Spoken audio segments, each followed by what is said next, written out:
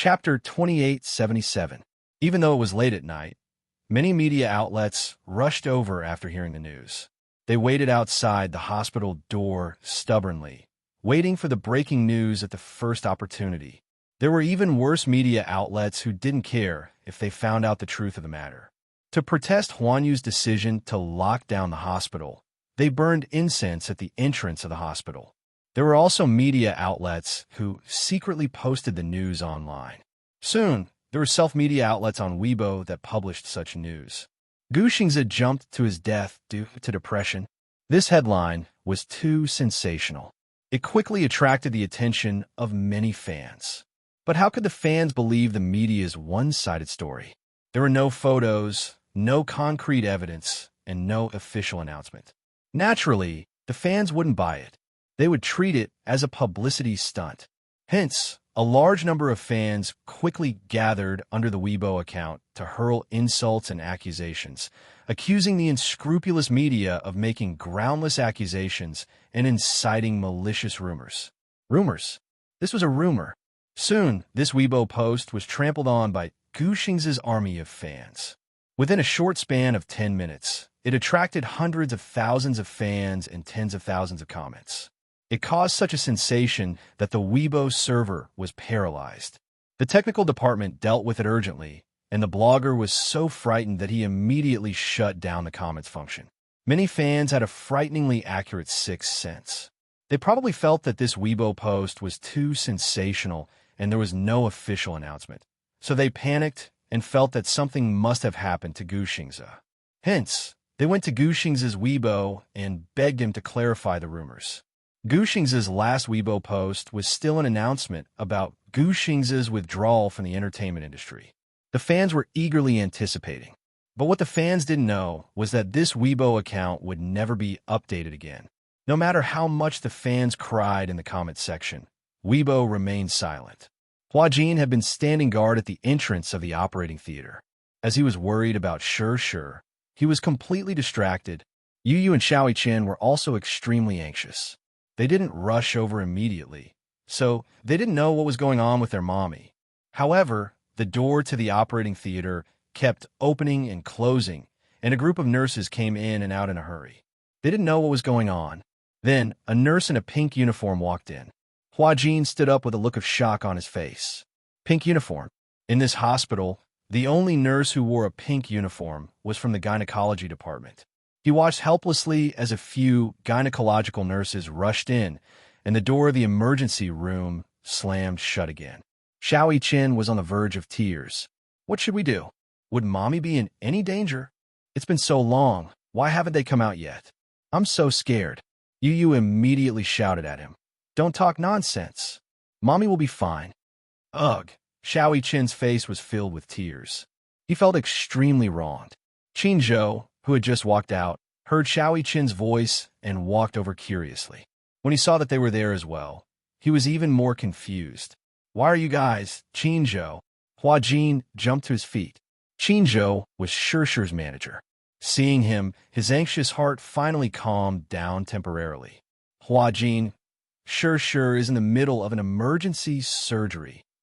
Chapter 2878. When Qin Zhou heard Hua Jin mention Gu Xingze, his expression darkened and he frowned. Xingze is gone. Hua Jin was stunned for a few seconds. He quickly understood what he meant by gone. How could that be? He was in disbelief. When Yu heard this, she hurried over and asked, Uncle, what did you say? Uncle Xingze is gone. Uh-huh. Qin Zhou suppressed his grief and said in a low voice, Let him rest well. He's been through a lot all these years. Both of them fell silent. Yu Yu also looked regretful.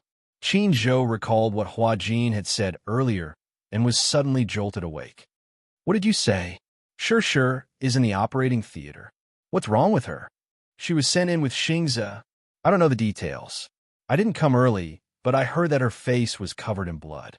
I don't know where she was hurt. When Qin Zhou heard this, his expression turned serious. Why didn't you call me to inform me? I thought you knew. Hua Jin was a little annoyed. I saw you entering the hospital just now and hurrying off in another direction with a group of people. I thought you knew about Shi's matter, but I didn't expect Xingze.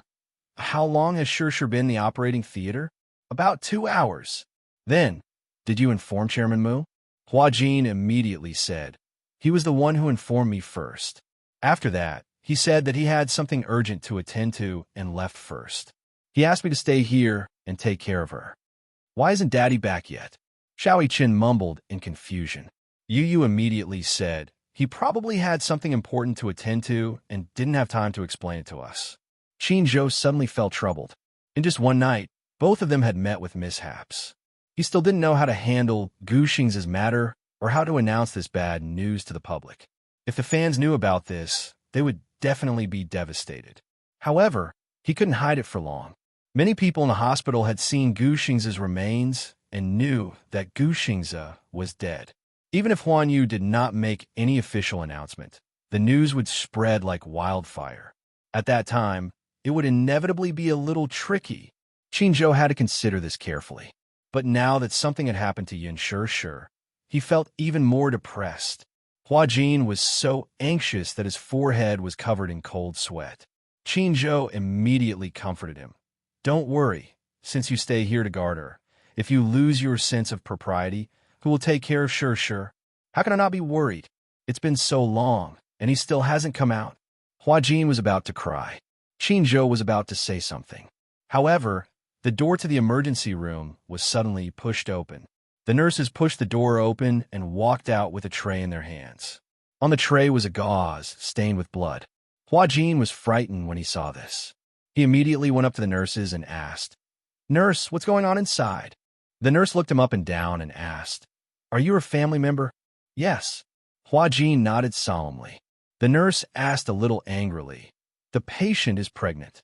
Did you know about this?" What? Hua Jin was shocked, and Qin Zhou was even more stunned. Yu and Xiao Chen were even more frightened when they heard this. Chapter 2879. The nurse asked angrily, "The patient is pregnant. Did you know about this?" What? Hua Jin turned pale with fright, and Qin Zhou was stunned. Yu and Xiao Chen turned pale with fright when they heard this. Xiao Chen's eyes widened. What? Mommy is pregnant. Yu is also stunned. The nurse sized them up and was puzzled by their surprised expressions. It can't be, right? The patient is already 7 weeks pregnant. You didn't know about this? Hua Jin frowned and said worriedly, "We didn't know, because she hasn't had any abnormal reactions recently, such as vomiting. We haven't seen her having any morning sickness. Not everyone will have morning sickness. Some pregnant women don't have such reactions. Moreover, it's only 7 weeks. It's still so early, so there might not be any morning sickness. However, there are obvious differences between pregnant women and ordinary people. For example, they are especially sleepy." After the nurse finished speaking, Yu immediately asked, "Nurse, how is Mommy? Is her life out of danger? You said that she's pregnant. Then, is the baby in her stomach safe?" His face was full of anxiety and worry. The nurse saw that he was cute and sensible. She immediately squatted down and patted his head gently. She smiled and said, "Your mommy's life isn't in danger. Xiao Bao in her stomach is also fine. However, her eyes are injured, so her vision might be a little impaired. It's fine as long as she's fine." What everyone didn't know was that even though Yin Sure had fallen to the ground, she had been tightly protected in Gu Xing's arms. During the worst fall, Gu Xingze had used his entire body to protect her and took all the damage for her. Hence, the baby in Yin Shure's arms was fine. As long as she's fine. The most important thing was that Xiao Bao and Mommy's stomach was safe. Daddy doesn't know about this, right? If Daddy knew that Mommy was pregnant, he would probably be excited, nervous, and worried. Wouldn't he? She must be worried sick. He had originally planned to immediately tell his father about this matter. However, after careful consideration, if his father were to find out, he didn't know what to do. However, as long as Mommy is not in danger, that's good. Yu's heart had just calmed down when she suddenly realized something. She frowned again and asked in confusion, "Nurse, what do you mean by Mommy's eyes are injured and her vision is impaired?" Hua Jin also said nervously, "Yes, nurse. I also want to ask, what do you mean by injury, and to what extent is vision impairment?" During the operation, just now, a lot of glass fragments were removed from the patient's eyes. These glass fragments entered the eye and pierced the cornea, causing a great deal of damage. The human cornea is very fragile, but it has the ability to repair itself. However, if the injury is serious, it may cause permanent loss of vision. Permanent loss of vision? Hua Jin raised his eyebrows and questioned, "Can you take it as blindness?" "You can put it that way. If you want to recover your vision, you can only consider a cornea transplant." The nurse hurried away. Hua Jin and Yu looked at each other, their morale low. Xiao Yichen, who was beside them, only understood half of what was going on. However, he vaguely heard the phrase permanent loss of vision and was quite shocked. Chapter 2880. Yi was dumbfounded. Blindness? How could that be? The three of them lowered their heads, each with mixed feelings. He was happy that her life was no longer in danger. At least she was fine. More importantly, the flesh and blood in her stomach were finally safe. They were worried that Yin Shishir's cornea was seriously damaged. The glass was very hard, and the cornea was not damaged at all. Her eyes were so fragile that they couldn't even tolerate sand, let alone glass shards. Hua Jin's heart ached. Yu, on the other hand, gritted his teeth in hatred.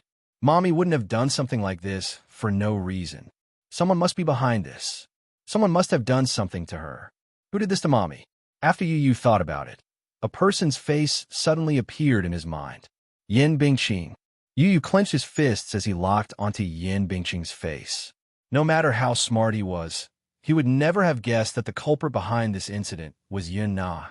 He had no idea that Yun Na was still alive and had returned to the capital. Not too long ago, Ji Yin and his mother had quite a bit of dispute. Later, when he investigated Ji Yin's background, it confirmed his conjecture that Ji Yin was Yin Bingqing. He was furious at the thought of this. Little Munchkin was certain that Yin Bingqing was the one who had harmed his mommy. Therefore, he hated her to the core. He immediately walked to the side, took out his phone, and dialed Li Hanlin's number. In the middle of the night, Li Hanlin was awakened by the phone call.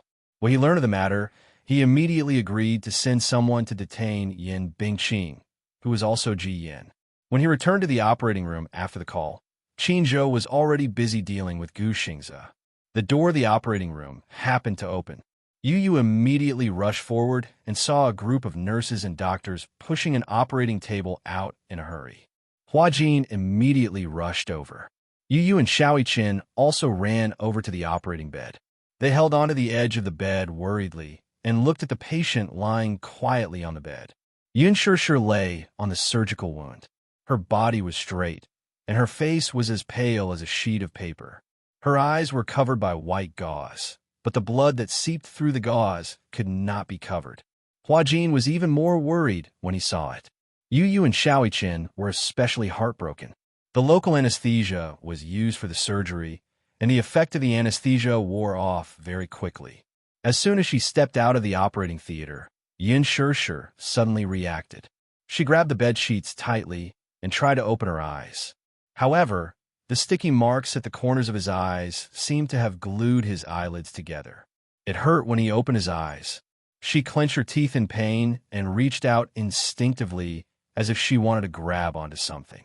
Yu wanted to reach out, but Hua Jin was one step ahead of him and held her hand tightly. Sure, it's okay. I'm here, it's okay. Xingze, Yin Shishir instinctively said a name that shocked him. Hua Jin was stunned.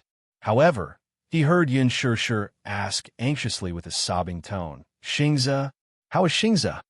Her voice sounded very weak. Even so, she still stubbornly wanted to know if Gu Xingze was safe and sound. Hua Jin bit his lip. He did not know what had happened at that time, but now was not the time to find out. They had just come out of the operating theater, so the first thing they should do was to have a good rest. Sure, don't think too much for now. You'll be in the ward soon. Have a good sleep, and don't think about anything. We'll talk about it when you wake up.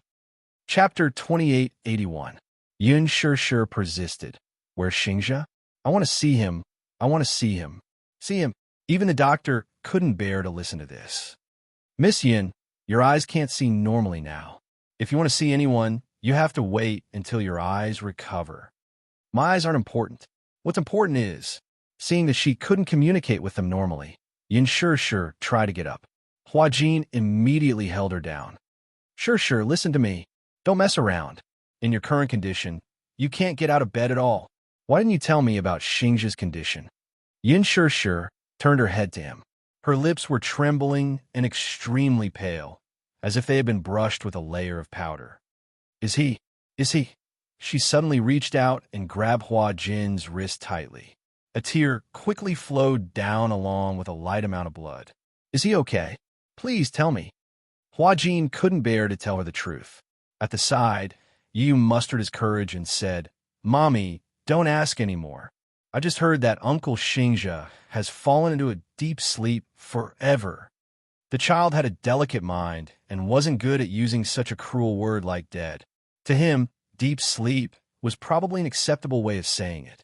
When Yin Shih heard this, her expression froze. Her body froze as if she had turned into a fossil, and she didn't move at all. All of a sudden, she laughed. Apparently, she didn't think so. Impossible. He can't be dead. You're lying to me. Seeing her like this, Yu's heart ached so much that he almost suffocated. He would rather suffer such pain than see his mommy trapped in such a cruel hell. It's impossible for him. It's impossible for him to die so easily. Yin Shih's lips suddenly parted into a smile, but the expression on her face was very hollow, as if it would completely collapse in the next second. Everyone noticed her abnormality, probably because it was hard to accept such a sudden change. Hua Jin's heart ached as he covered the back of her hand and comforted her. Shih, don't be sad. The most important thing right now is to think about how to take care of yourself. How can I not be sad? Without any warning, she started to cry hysterically. It's all my fault. It's all my fault. No, I want to see him. I want to see him. Even if it was the last time.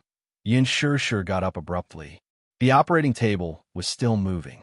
She jumped off the bed without thinking and fell to the ground. The retention needle in his hand fell off, and blood splattered all over the floor. She didn't care about the pain from the fall and hurriedly got up from the ground. She stood up with difficulty, and her hands fumbled around randomly. When Hua Jin saw this, he immediately rushed forward and hugged her shoulders. Shih, calm down. Can you calm down a little bit? Don't be like this. Don't punish yourself like this.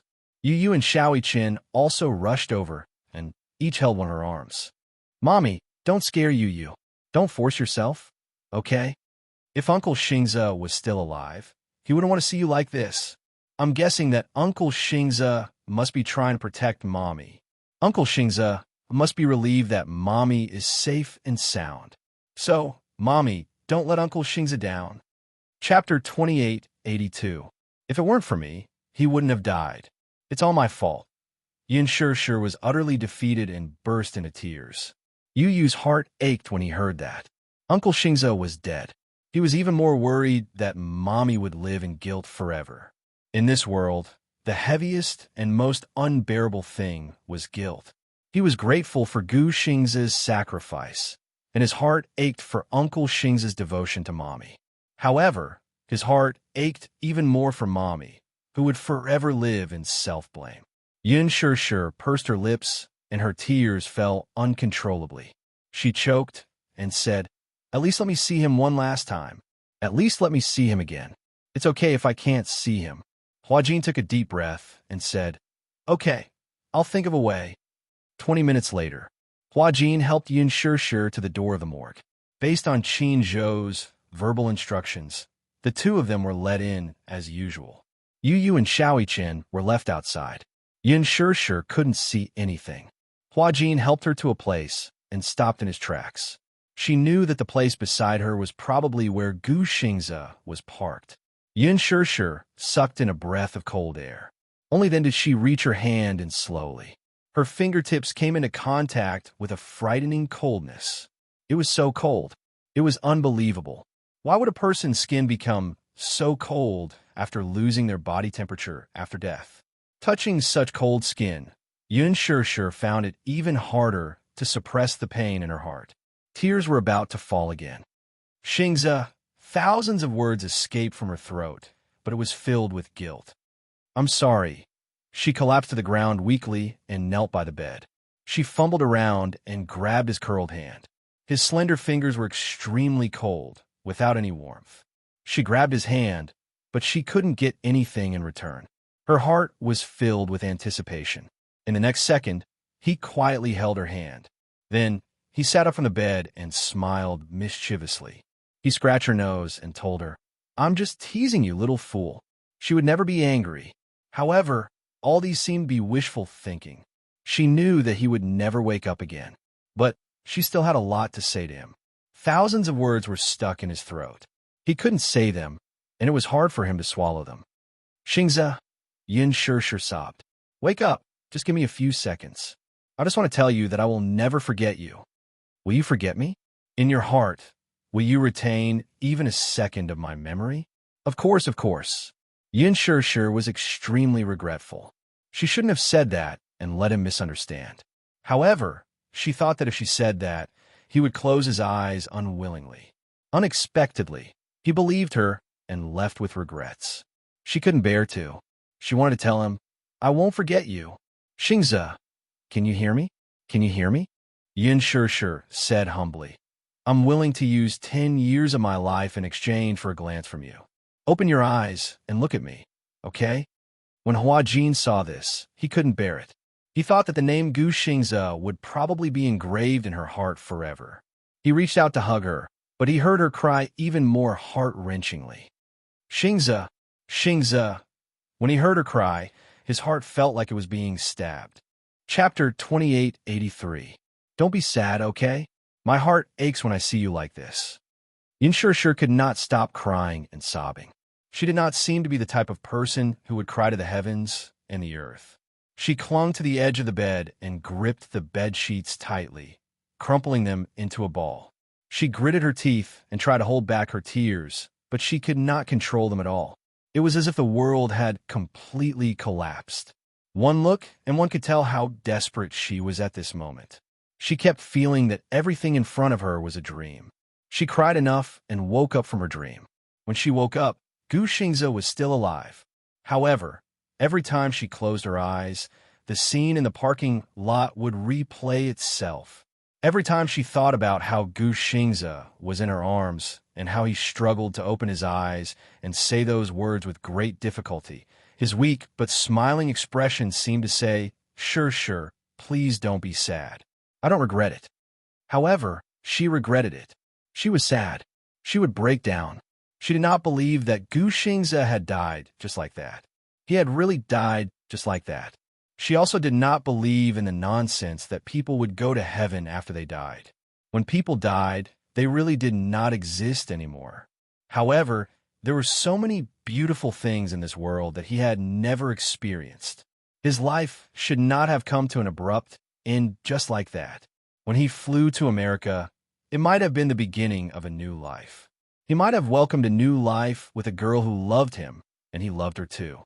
The two of them met, got to know each other, fell in love, and finally held hand for the rest of their lives. In her heart, Gu Xingze had always left a beautiful image of her. He deserved to be happy. He deserved to be happy. But now, it was just as Gu Xingze had said. He came to this world coldly and lived coldly. In the end, he fell asleep coldly and was alone for the rest of his life. Yin Shishir was crying like a madwoman. She was crying in despair. Even though she didn't cry herself hoarse, she was on the verge of collapse. Huajin finally couldn't take it anymore. His eyes reddened as he knelt down beside her and hugged her shoulders. He hugged her tightly and said painfully, "Sister, if I can bear it for you, I'm willing to bear it for you. But don't force yourself like this, okay?" Hot tears fell on her shoulders. Huajin also began to cry sadly. The dead cannot be brought back to life. No one would have expected such a thing to happen. I know that Senior Xingze likes you and cherishes you in his heart. Even if he were to do it all over again, I think he would still make the same choice. However, he definitely doesn't want you to punish yourself like this. It's not your fault. Why don't you let yourself go? Let yourself go. She cried and shook her head, unable to say a single word. She cried, and so did he. She cried because she was sad that Gu Xingze had left. He cried because he suddenly realized that Gu Xingze would definitely become a thorn in her heart. This thorn would probably never be removed, and with every breath, the pain would be deep in her heart. However, he definitely couldn't allow her to continue crying like this. Not to mention her eyes. He couldn't let her tears fall. It was because he was worried about the unborn fetus in her stomach that he couldn't let her cry like this. Hua Jin hardened his heart and immediately used his hand as a knife. Yin Shishir only felt a pain at the back of her neck. Her vision suddenly turned black, and she fainted. Chapter 2884. Hua Jin's heart ached as he gently caressed her face and rested his hand on her forehead. His heart ached terribly. When she was sad, he was sad too. The more she cried, the more he wished he could die for Gu Xingze. She wouldn't be that sad, would she? Just as he was letting his imagination run wild, there was a loud bang behind him. Muyaja broke through the door. Sure. He rushed through the door and saw the person in Hua Jin's arms. He was stunned and rushed over to take her from Hua Jin's arms. Sure.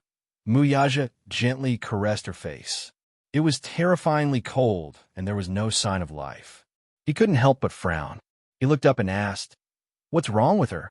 "Brother-in-law, don't worry. She's just fainted temporarily." Hua Jin immediately explained. She insisted that she wanted to see Senior Xingze one last time. "So I brought her here, but perhaps she couldn't accept reality, so she kept crying. I was worried that it would affect her body, so I knocked her out with a karate chop. She'll wake up after resting for a while." Upon hearing this, Muyaja glanced at the person lying quietly on the bed.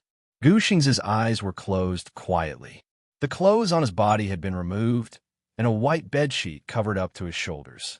His appearance had been tidied up. At first glance, it looked as if he had only slept for a short while. It was extremely quiet. Usually, people who died from serious injuries would die in an extremely hideous manner because of the immense pain. However, Xingze's expression was very calm. No one knew what kind of dream he was having. Muyaja suddenly felt complicated. He didn't know how to feel about Gu Xingze. In the past, he probably only felt disgust towards him. But after this incident, he couldn't bring himself to hate this love rival of his.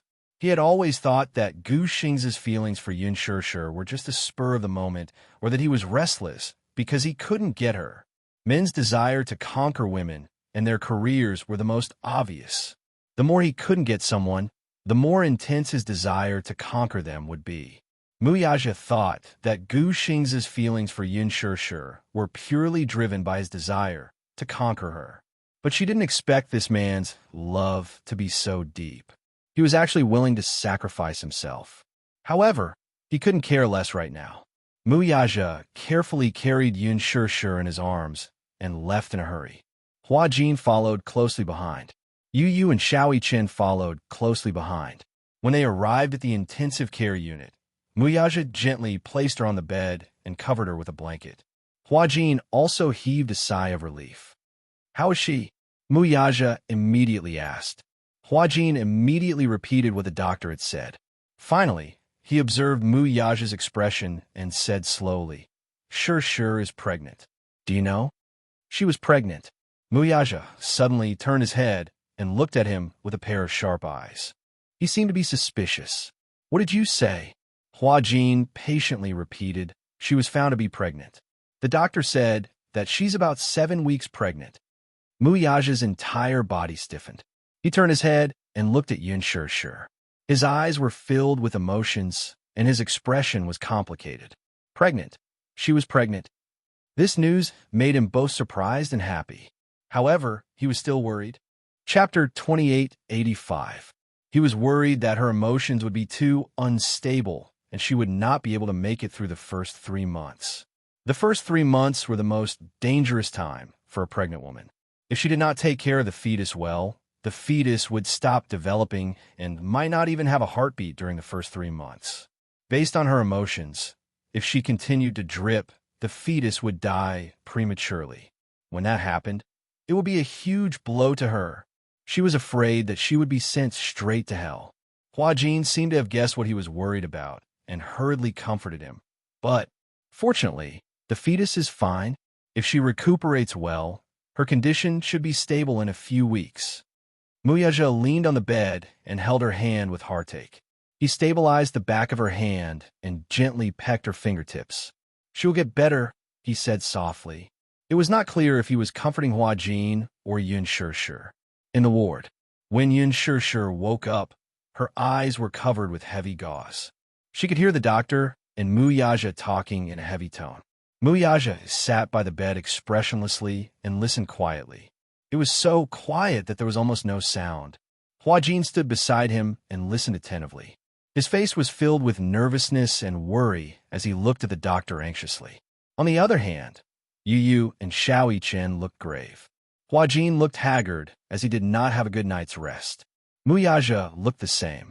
The doctor buried his head in writing a report, but his face was not as cold as a doctor. He carefully sized up Yun Shishir, who was lying on the bed, and looked at Muyaja with trepidation. He said with some regret, "Mr. Muyaja, your wife's cornea was damaged by a sharp object. As a result, her eyesight is damaged, and there is a high possibility that she will lose her sight." Huajin did not look too good after hearing that. His face was ashen, but he still had a glimmer of hope and asked tentatively, "Doctor, what do you mean? What blindness?" The doctor raised his head. Behind the thick lenses, there was a helpless look in his eyes. His tone was calm. "It means that her vision value is only 0.03. Her eyes have almost lost all vision and cognition. She can only slightly perceive light." Huajin blacked out. Yu, who was standing at the side, staggered and almost lost his balance.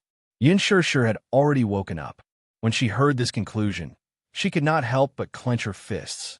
Her throat tightened.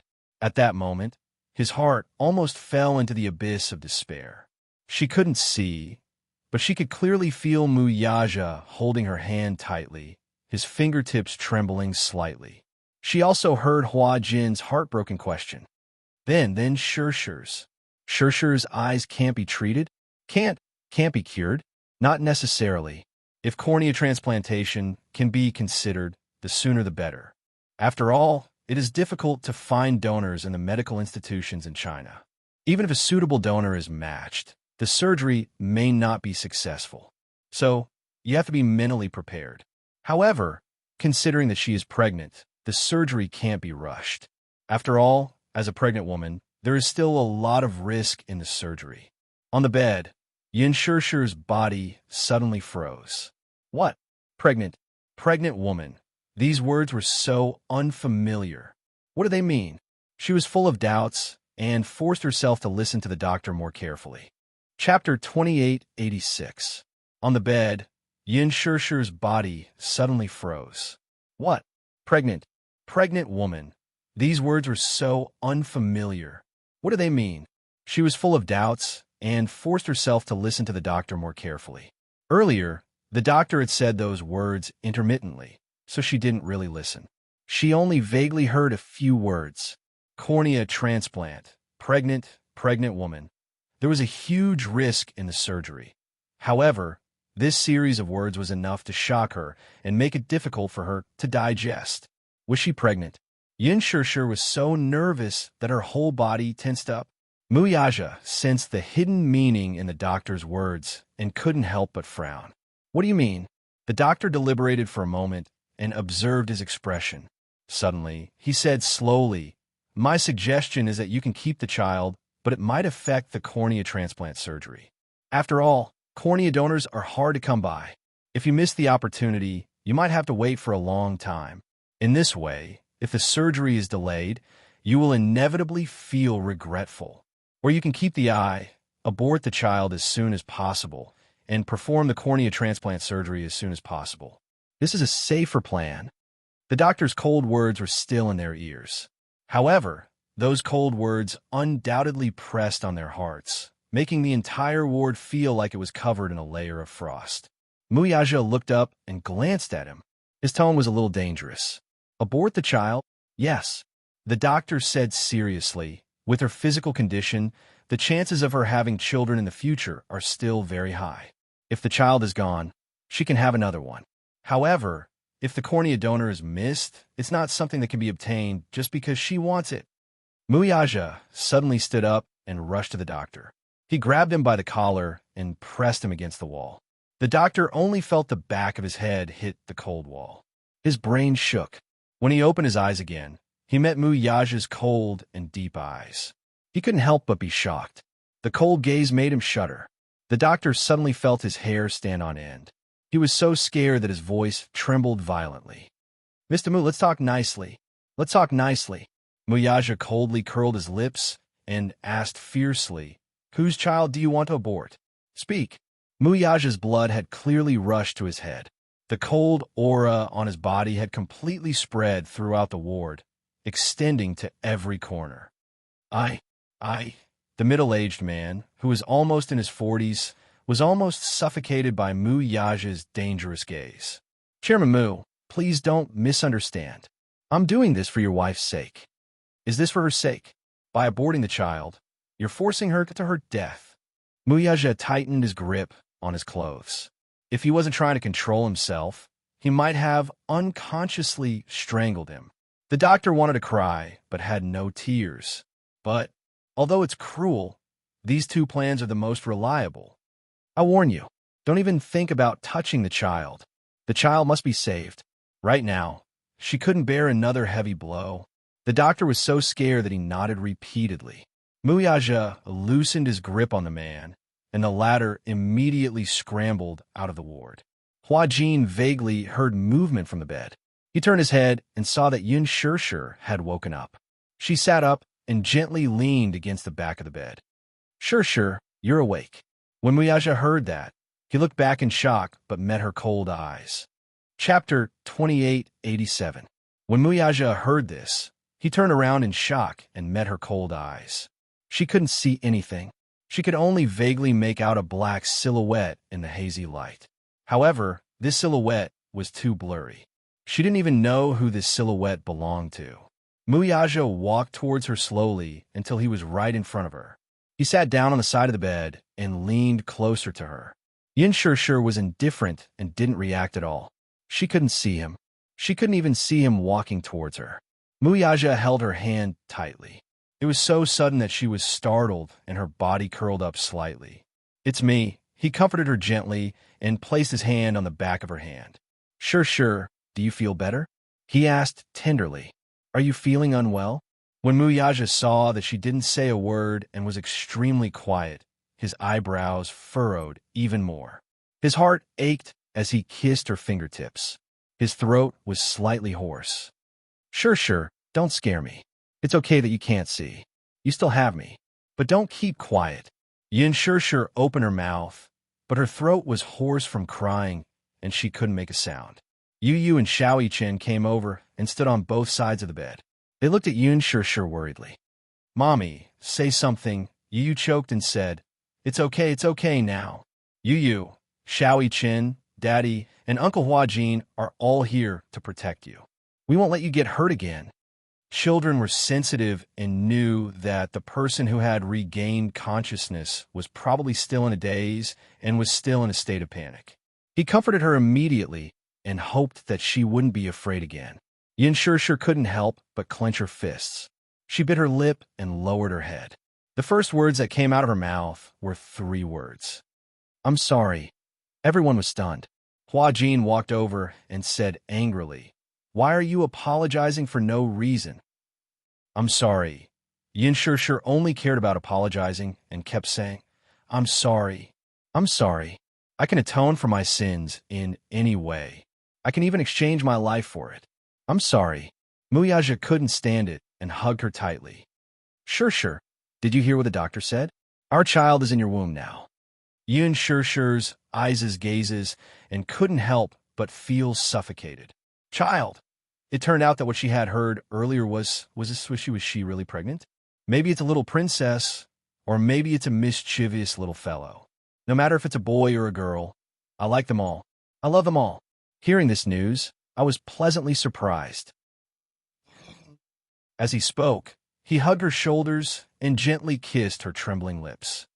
That's why you have to take good care of your body, okay? I'm sorry. Don't say sorry again. Muyaja's tone was full of pleading. You didn't do anything wrong. No one blames you. Don't say sorry. I don't want to hear it. Huajin also said, Sure, sure. Did you hear that? You have a Xiao Bao baby. The baby is in your womb now. Chapter 2888. Yu added, but it's still very young, so we can't tell if it's a boy or a girl. It'll be great if it's a little princess. Daddy has always wanted a little princess. Xiao Chen said. Daddy said that he'll love both boys and girls. Yu immediately added. His clear eyes looked at Yun Shirshir's tummy with curiosity and love. Then he said gently, I'll love Xiao Bao a lot too. Mommy, I swear that I'll be a gentle brother and take good care of little sister. Xiao Chen teased. How do you know that it's a little sister? Oh, it's probably telepathy. Yu grinned and said, I'm guessing that the baby in Mommy's tummy is a little sister. Who asked Daddy to always want a little princess? Don't you like little sister too? Xiao Chen blushed strangely. Then he murmured, Yeah, I want a little sister. Although Yun Shirshir could not see, she could still imagine the two children's expectant gazes when she heard that. Muyaja gently placed his hand on the back of her hand and called out to her gently, Shirshir, you still have me, Yu, and Xiao Chen. You also have a 7-week-old baby in your tummy. She's very lucky and strong. The doctor said that it's a miracle that she was able to survive under such terrible circumstances. Yin Shirshir's heart skipped a beat. She's very lucky. She's very strong. Yin Shirshir's lips suddenly trembled. Her voice trembled as she said, At that time, the car almost hit me and ran me over. She couldn't help but recall that scene.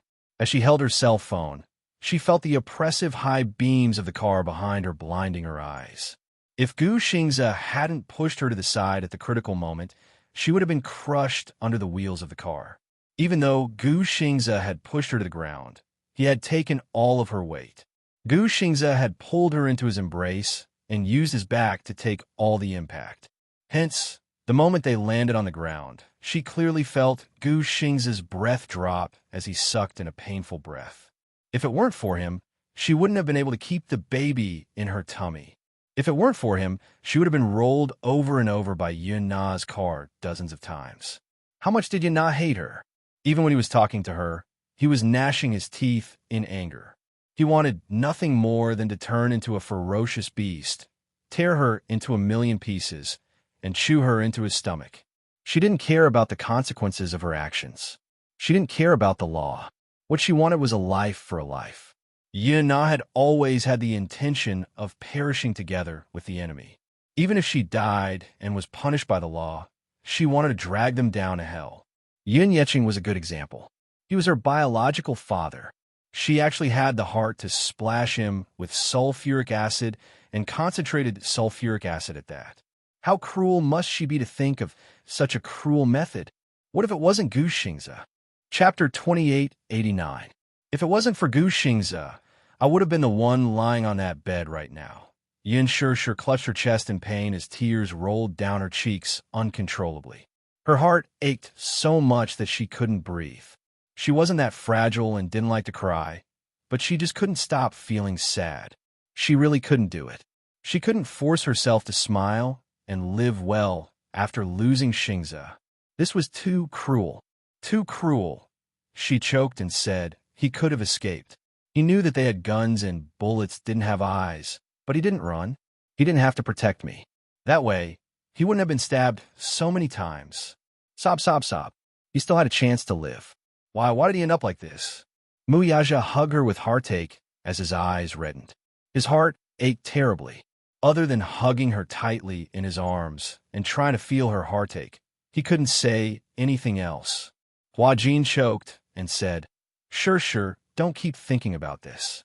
Since it's already happened, let's turn the page and let bygones be bygones. The dead are gone, and the living are still alive. Xingze is no longer around, so you have to cherish him even more. He must want you to be well and not torture yourself. But I can't figure it out. I can't understand. Yin Shirshir couldn't stop crying. I can't understand, and I don't want to understand. I just wanted to come back. Don't cry. Muyaja lowered his head and kissed her injured eyes through a layer of gauze. Sure, don't cry. Sleep well, and don't let your imagination run wild. Huh?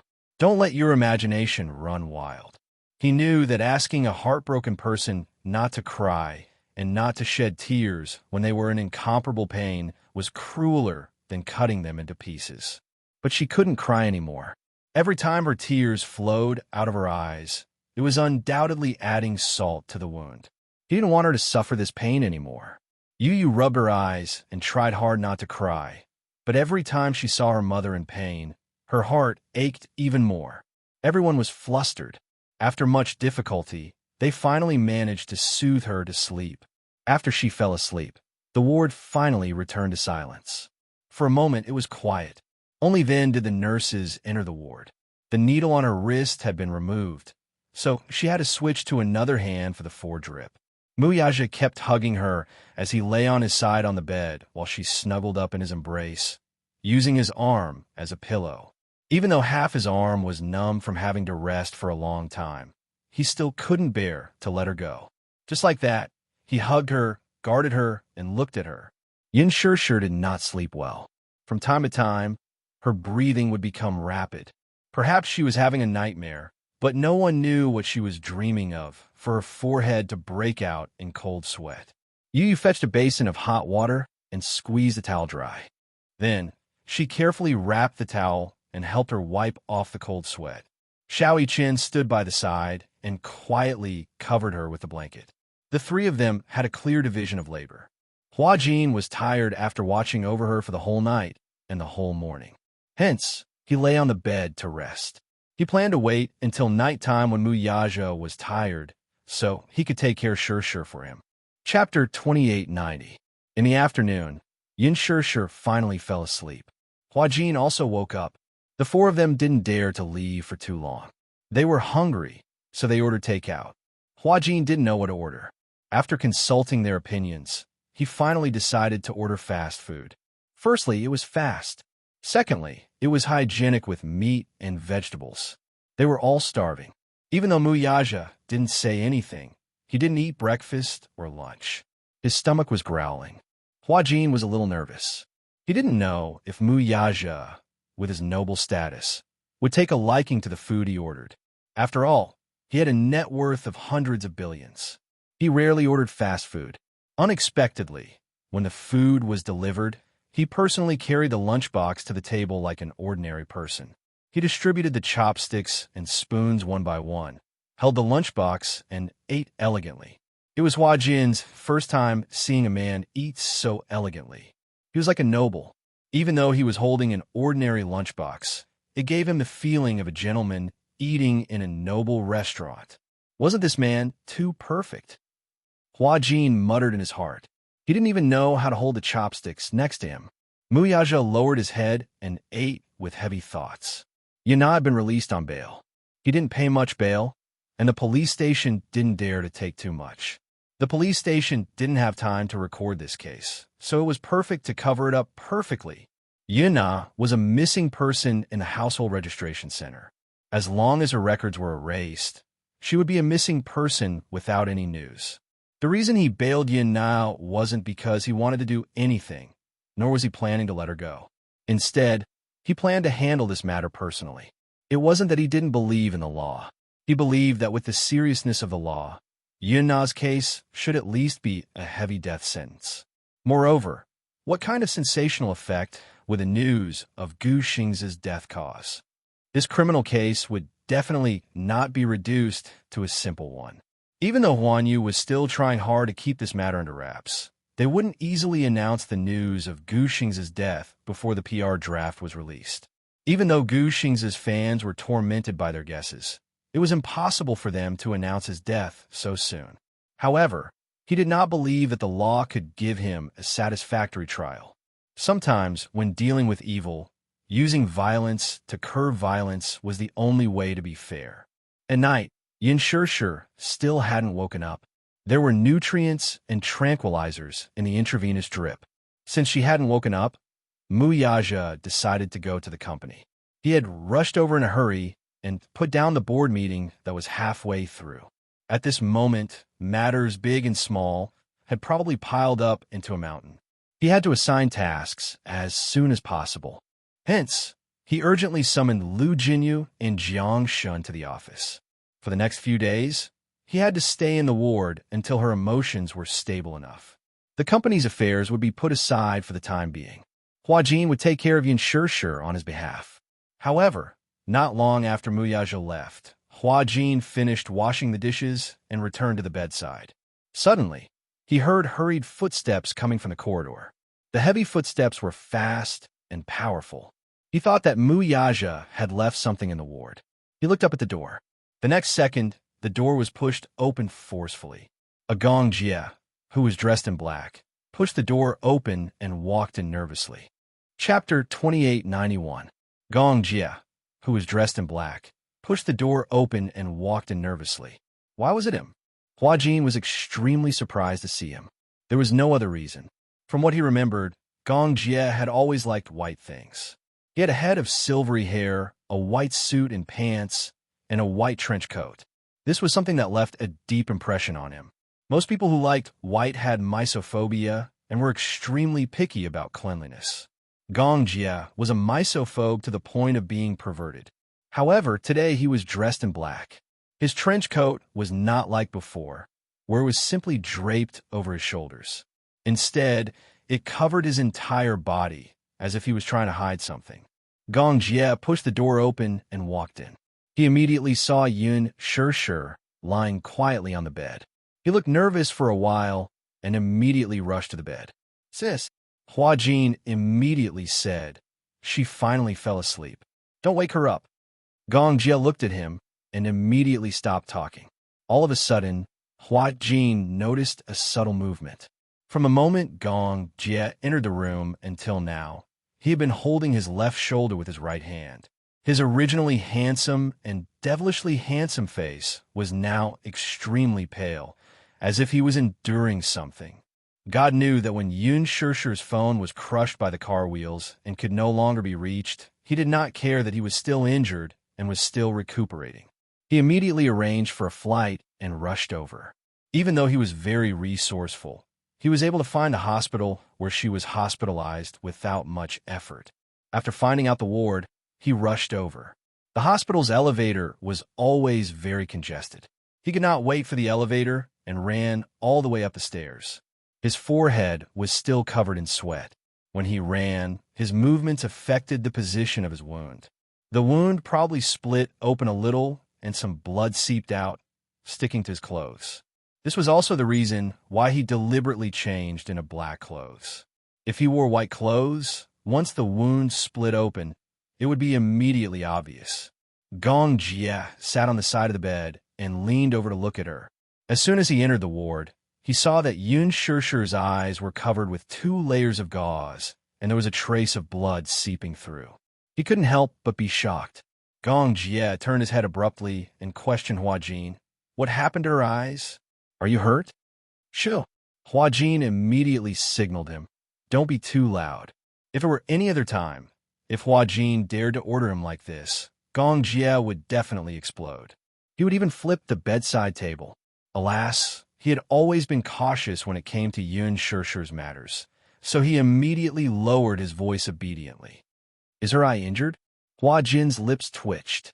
He felt that no matter what it was, as long as it involved Yun Shishir, Gong Jie would immediately turn from a mighty lion to an obedient and cute cat.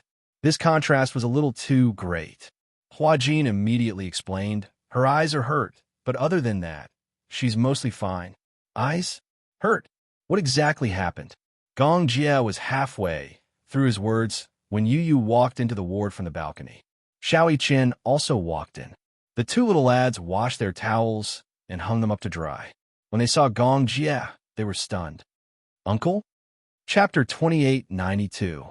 Let's not bother about this for now. Gong Jie was not in the mood to explain this. He only wanted to know what was going on with the 2 layers of gauze on Yun Shishir's eyes. Yu and Hua Jin looked at each other. From Hua Jin's words, Gong Jie roughly understood what had happened last night. Yu explained again, "Uncle Xingza was stabbed 4 times in the abdomen and waist to protect Mommy. 2 of the wounds were fatal, and he went into shock due to excessive blood loss. In the end, when he arrived at the hospital, he had already lost all signs of life. As for Mommy, because of an accident, glass splashed into her eyes and cut her cornea. She might not be able to regain her normal vision for a while. Xiao Chen's heart ached as he said, Mommy cried so hard because of Uncle Xingze. No matter how much we coaxed her, it was useless. She's probably sad. The doctor repeatedly reminded her not to cry or shed tears, but no one could persuade Mommy. It wasn't easy for Daddy to coax Mommy to sleep, but she hasn't woken up yet. When Gong Jie heard this, his heart ached so much that it was about to bleed. He walked to the bedside and leaned over slightly. Looking at Yun Shishir's sleeping face, his slender fingers gently stroked the gauze. The bleeding spot made his heart clench. Perhaps it was because they were twins. He could completely empathize with the pain that she could endure. He could feel her despair, her helplessness, her loneliness, and her pain that she had no one to vent to. All of this was difficult for ordinary people to understand. After all, the needle wasn't pricked on their own body, so they wouldn't know how painful it was. However, he had a magical sense. He could sense all of her emotions. After all, before they were born, they were already protecting each other. How long is she going to sleep for? His voice was soft, as he couldn't bear to disturb her. I hope that Mommy can sleep a little longer. Otherwise, if she wakes up and keeps crying, it won't be good for her body. Her eyes are already like this. She can't cry anymore. Besides, if you keep crying, it won't be good for the baby in your tummy. Little Chen added solemnly. Gong Jie was stunned. When she heard Xiao Chen's last sentence, she couldn't help but fall into a daze. What? What baby? For a moment, he did not understand what was going on. Yu said from behind, Uncle, Mommy is pregnant. There's a 7-week-old Xiao Bao baby in her stomach. She's pregnant? A look of surprise appeared on Gong Jie's face when he heard this. Yes, the doctor said that Mommy was 7 weeks pregnant. I also felt that it was strange. During that time, Mommy's reaction was indeed a little abnormal. It was said that when she was filming on set, she had vomited a few times. I thought she had such a reaction because she was tired from filming. Yu was a little annoyed. He should have reacted in time, but he was careless. He only hoped that Mommy would give him and Xiao Chen a little sister, so he didn't connect her abnormal reaction to the pregnancy. Gong Jie's gaze fell on her face. He doted on her. He even doted on the baby in her stomach, which was not even 2 months old. Fortunately, the heavens doted on her, and the baby didn't die prematurely. It was saved. Thinking of this, Gong Jie's heart was more or less comforted. It's good that the baby is saved. Chapter 2893. After Gu Xing's death was pushed back 48 hours, many fans could no longer hold it in. They found out the address from somewhere and ran to the entrance of the hospital to wait. At this moment, it was already raining heavily. The downpour came suddenly and fiercely. Even so, it was difficult to extinguish the anxious hearts of the fans. Many fans rushed to the scene and found that the entrance of the hospital was already guarded by many media reporters. The hospital was brightly lit and was in a state of alert. Many people also realized that the hospital's security had been strengthened. The hospital had even deployed a lot of police officers from the Ministry of Public Security to maintain order at the scene. The fans were not stupid. The abnormal situation at the scene reminded them that the thing they were most uneasy about might not be a groundless accusation. Could it be true? Did something really happen to Master Xingze? Impossible. How could it be true? I don't believe it. I don't believe it. Many fans waited for the official news for a long time. They were in a state of panic the entire night. Obviously, they were extremely afraid. At the same time, at Huan Yu's headquarters, the meeting room was brightly lit. Tonight was destined to be a sleepless night. Many of the higher-ups had expressions on their faces. Ji Lin sat in the chairman's seat. Beside him, Qin Zhou looked exhausted, but he still looked extremely serious. I believe everyone knows about Xingze's matter. Right now, everyone is facing the biggest public relations crisis. First of all, this matter hasn't been investigated clearly. Before the truth is found out, we must not act rashly, and we must not announce to the media what happened. As for the media, Qin Zhou will be in charge of handling it. This time, no matter the price, we must suppress the storm as soon as possible. Many media reporters suspected that Xingze had offended someone from the underworld, so he was assassinated. Assassinated? Qin Zhou glared. Nonsense. One of the higher-ups found it funny and said, offended the underworld? These media outlets didn't even ask around about the Gu family's background. How did they deduce such a ridiculous statement?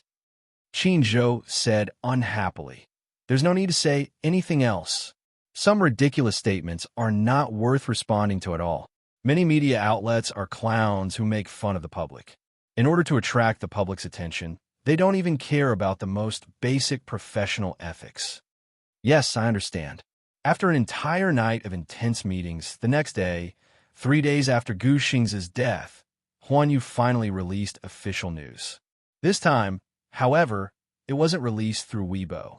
In order to show the solemnity, Huan Yu directly published an obituary in the largest media and announced the news on their official website. The obituary was brief.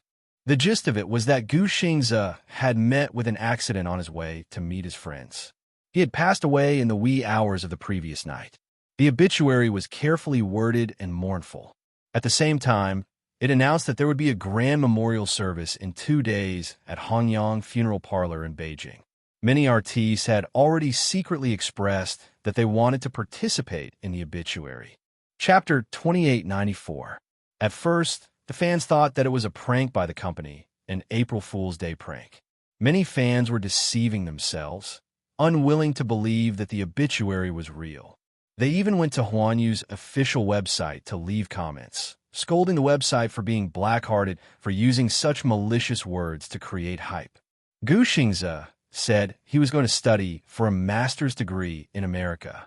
I think it must be a malicious attempt by the company to create hype. Although Gu Xingze set up his own studio, he was still affiliated with Huan Yu. Now that he has left Huan Yu, such a big money tree has collapsed. The company won't let it go so easily. That's why they created such a damaging hype. They want to take advantage of Gu Xingze's declining reputation to create more hype. This is too much.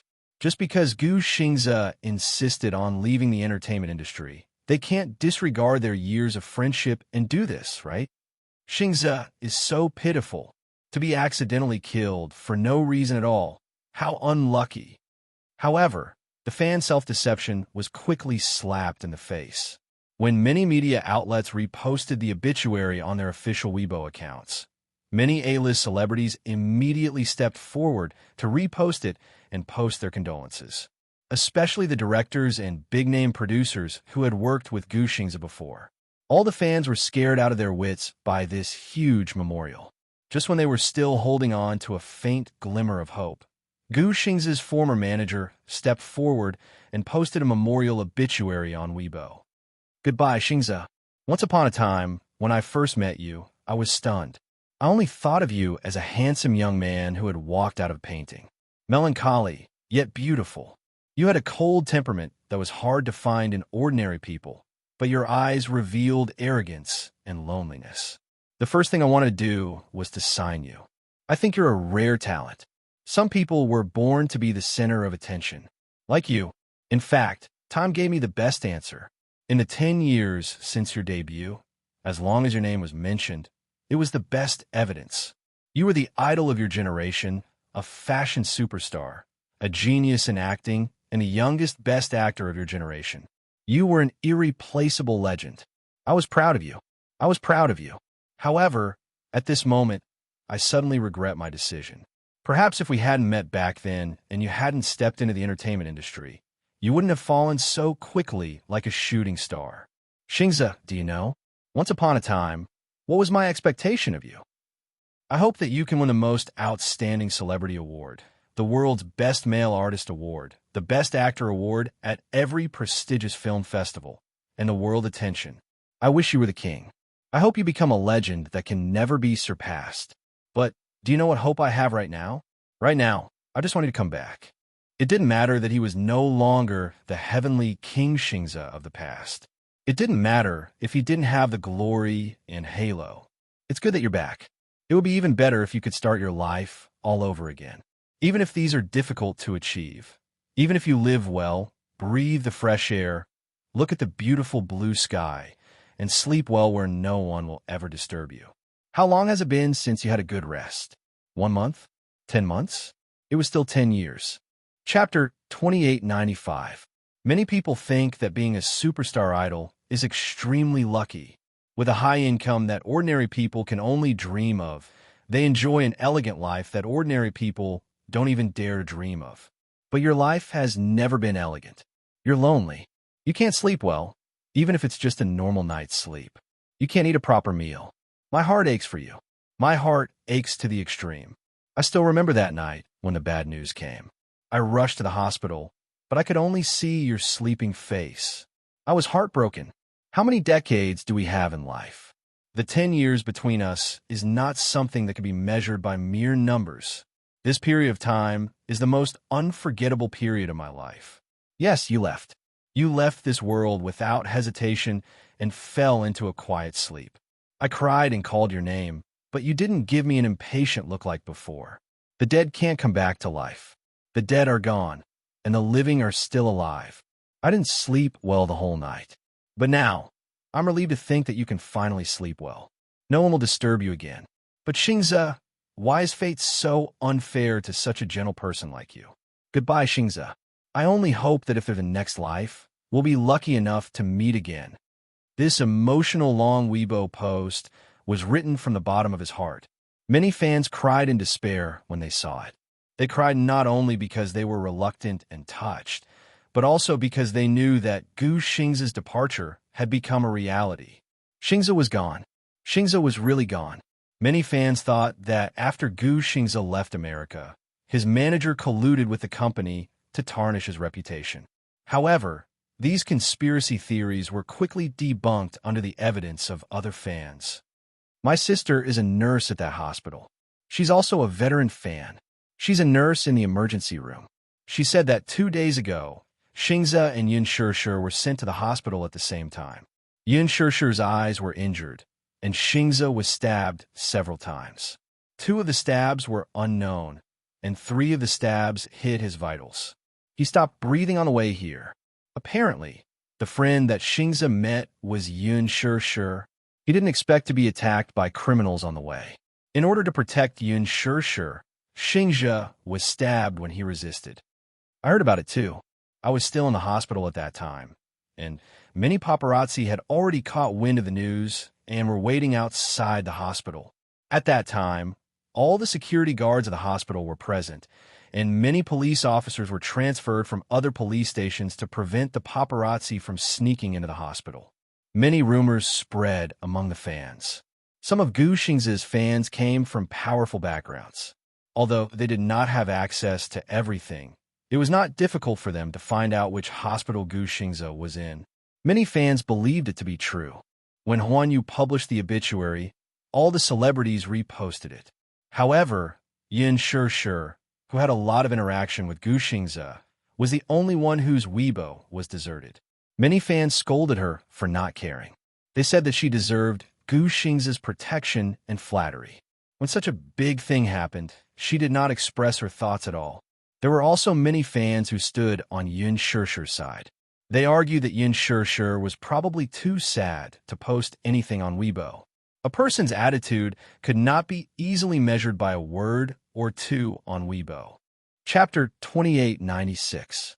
However, there were also nurses from the hospital who came forward to expose what?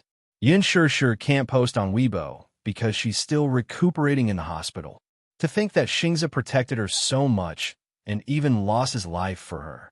At this moment, she was found to be pregnant. Great. Now that she's pregnant, she can rely on her son's status again.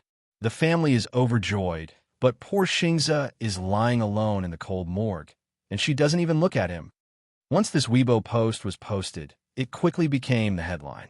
In fact, not only had Yin Shishir woken up long ago, she had also visited Xingze twice.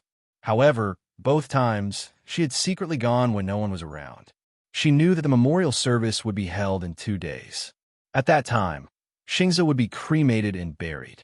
She felt as if her heart was being torn apart when she thought about how a person who was once alive was about to turn into a thin wisp of bone ash. She only wanted to spend the little time she had left with him. When Yu saw this Weibo post, he was so angry that his lungs were about to explode. However, he did not dare to tell Yin Shishir. At 6 in the evening, Yin Shishir sat on the bed and ate fruits with a numb expression. Mu Yaja was reviewing the company's financial report while eating bread. Gong Jie had also been guarding the ward for the past few days. When Yin Shishir woke up and saw him, she was a little surprised and shocked. She was so surprised that she did not mention Yin Yeching's matter. When she was covering her forehead, she was not in the mood to care about his health. Her heart was in a mess. When she first woke up, she refused to eat anything. Gong Jie persuaded and begged her in every way possible before she finally drank some millet porridge. When Mu Yaja returned, the two men were in the ward. One was innocently begging her to drink Chinese medicine, while the other was trying his best to coax her. Only then did she obediently eat her food. It was not enough to rely on nutrient solutions alone. Only by eating on time could she ensure that her body was supplied with nutrients. After all, you are not alone now. Gong Jie reached out and patted her head, his eyes full of affection. For the sake of the little guy in your belly, you have to grit your teeth and eat it. Yin Shishir listened to him and obediently cooperated. After dinner, Yin Shishir gently wiped her lips with a wet towel and said calmly, "I want to go to Gu Xing's memorial service." Upon hearing this, the man turned to look at her in surprise. "What?" Muyaja also looked up at her. "Mommy, you can't walk around now. You can't go anywhere." Yu said immediately. Yin Shishir curled her lips, as if she had known that they would not allow it. She said helplessly, "I'm just going to a memorial service. Are you not allowing it?" Without waiting for Gong Jie to speak, Muyaja immediately said, "There will be many fans at the memorial service. Not only fans, but there will also be major media outlets and A-list celebrities. The memorial service venue is very big and can accommodate thousands of people. This is only the inner venue. When the time comes, the outer venue will definitely be surrounded by fans. You are now at the cusp of the storm. You shouldn't go. I'm only going to see him for the last time." Yin Shishir emphasized again and again, "Can I do that?" "No." Muyaja was resolute and resolute. Chapter 2897. Gong Jie said solemnly, "Sister, you shouldn't go. There will be a sea of people at such an event. Even if you don't get squeezed, bumped, or hurt, I'm afraid that you won't be able to control yourself. If you start crying, who will be able to stop you? Also, you can't see. How are you going to see him for the last time?" Yin Shishir's eyes reddened when she heard this. "Shao Jie, can you go with me? Even if I can't see him for the last time, I'll send him on his last journey." Gong Jie couldn't bear to reject her plea. He looked at Mu Yaja and then at her. He sighed and said, "Even if I agree, brother-in-law might not agree to let you go. Moreover, your eyes aren't big enough to see anything. If you get hurt, even if brother-in-law doesn't feel bad, I will." Gong Jie, who was usually as unruly as a lion, was acting like a spoiled child to him. Muyaja glanced at him from the corner of his eyes before nodding in satisfaction. This was probably one of the rare things that he and his brother-in-law could agree on at the same time. Yin Shishir felt even more desolate when she heard this. Her lips trembled, and she said in a trembling voice, "Shao Jie, if I don't see him for the last time, I won't be able to forgive myself. I only hope that I can be by his side in his last moments. Even if I don't say anything, I can just stand there silently from afar." Gong Jie looked at Mu Yaja awkwardly. Mu Yaja didn't insist. Seeing how persistent she was, he took a deep breath and smiled. "If you insist on going, then I have a condition. Let me accompany you, okay?" Okay. As long as she could go, she would accept any condition. Muyaja wanted to accompany her because he was worried that something might go wrong on the way. Even if something happened, he would feel at ease if he was by her side. At least, she wouldn't be so helpless if she encountered danger again. Since Yin Shishir was hospitalized, very few people came to visit her. It was not because she was not popular, but because very few people knew that she was hospitalized. She didn't tell anyone that she had an accident and was in the hospital. Other than Gong Jia, Hua Jin, Qin Zhou, several senior executives of the company, and director Ji Lin, almost no one knew about it. No one came to visit, so it was rather peaceful. Instead, she would be able to sleep better. Mu Yaja agreed to accompany her to Gu Xingzi's memorial service, which made her feel extremely gratified. Before the memorial service was held, Qin Zhou led some people to pack up Gu Xingzi's belongings. When Qin Zhou was packing up his belongings, he accidentally found his patient's medical report. Medical records? He opened it and read it. Despite the doctor's own scribbling, he could still make out that his condition was worse than he had imagined. Severe anxiety and insomnia. Along with the medical records, there was also a diary. Gu Xingzi never had the habit of keeping a diary, but after reading the first entry, Qin Zhou guessed that the doctor had probably asked him to write this diary. From the diary, he found out that he hadn't slept well for more than half a month. Qin Zhou suddenly realized that Gu Xingzi hadn't slept well for a long time since his last visit. His complexion was extremely pale, and it took a lot of effort to put on makeup. Chapter 2898. However, the media that went to visit him found out that he was using a body double, so they used him as a big shot to hype up his news. As a heavenly idol, Gu Xingzi's every move would be the center of attention. What the media wanted was a hot topic and exposure. As the center of attention, Gu Xingzi's psychological burden became heavier. The doctor told me to write a diary, to record the beautiful details of my life, even if it was a small detail. However, I realized that I don't even have a life of my own. My every move is under the eyes of others. How can there be beautiful details? My dream is to be able to fall asleep when I close my eyes and wake up naturally. If I leave, please don't lock me in that cold tomb. If one day I really turn into a pile of ashes, please let me embrace freedom. Qin Zhou closed the diary and did not force himself to finish reading it. The more he read, the more suffocated he felt. He continued to pack until he found a video camera and a stack of documents in the drawer. When he opened the documents, he was surprised to find that Gu Xingzi had already drafted his will and distributed his assets. All the rules and regulations were clearly laid out, and they had all been notarized. Gu Xingzi had a lot of assets in Beijing. Other than a few ridiculously expensive prime real estate, he had invested in and developed these real estate. Naturally, other than the real estate, the company's shares had also been divided in advance. Villas, resorts, entertainment centers, production companies. As an artist, Gu Xingzi had a high income. These high incomes were all used for investment. His life was not full of luxury. On the contrary, compared to other male stars, his life could be described as pure and simple. Qin Zhou did not know why he had signed so many documents in advance. What kind of health condition did he have that made him sign so many documents in one go? In his account, half of the 9-figure assets were used for public welfare. Gu Xingzi had already signed the documents for the division of assets. What made Qin Zhou even more heartbroken was that Gu Xingzi's inheritance list included him. A commercial office building in CBD was under his name. What surprised him even more was that he had actually signed the volunteer donation form. He flipped it open and glanced at it. His pupils violently contracted. Unknowingly, in the blink of an eye, the day of the memorial service arrived. For some reason, perhaps even the heavens felt pity for him. Early in the morning, the sky began to drizzle. The entire sky was gray, and the world was dark and damp, as if it was also crying for him. At 10 a.m., the fans arrived at the memorial hall. However, only a few hundred fans were allowed to enter the memorial hall. Moreover, they were only allowed to enter the main entrance. They were not allowed to enter the memorial hall. However, there were still many loyal fans who rushed over from various places and waited outside the door in the drizzle. The sky was dark, and the fans were standing guard outside the door. Soon, the funeral car carrying the coffin slowly drove into the funeral parlor. The fans immediately guessed that Gu Xingzi's body was in the hearse.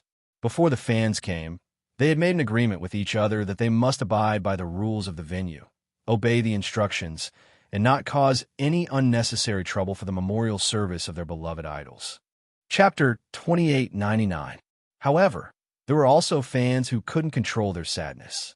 It wasn't until the funeral car passed by them that the fans collectively burst into tears as if the world had collapsed. There were even crazy fans who went up to hit the car door and wailed, "Xingze, don't leave us. Xingze, wake up. Xingze, Xingze." Sob. Everyone was infected by the desperate and helpless cries as tears streamed down their faces.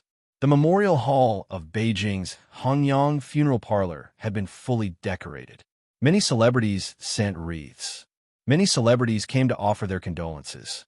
Most of them were artistes who had worked with Gu Xingze before, and they offered their condolences.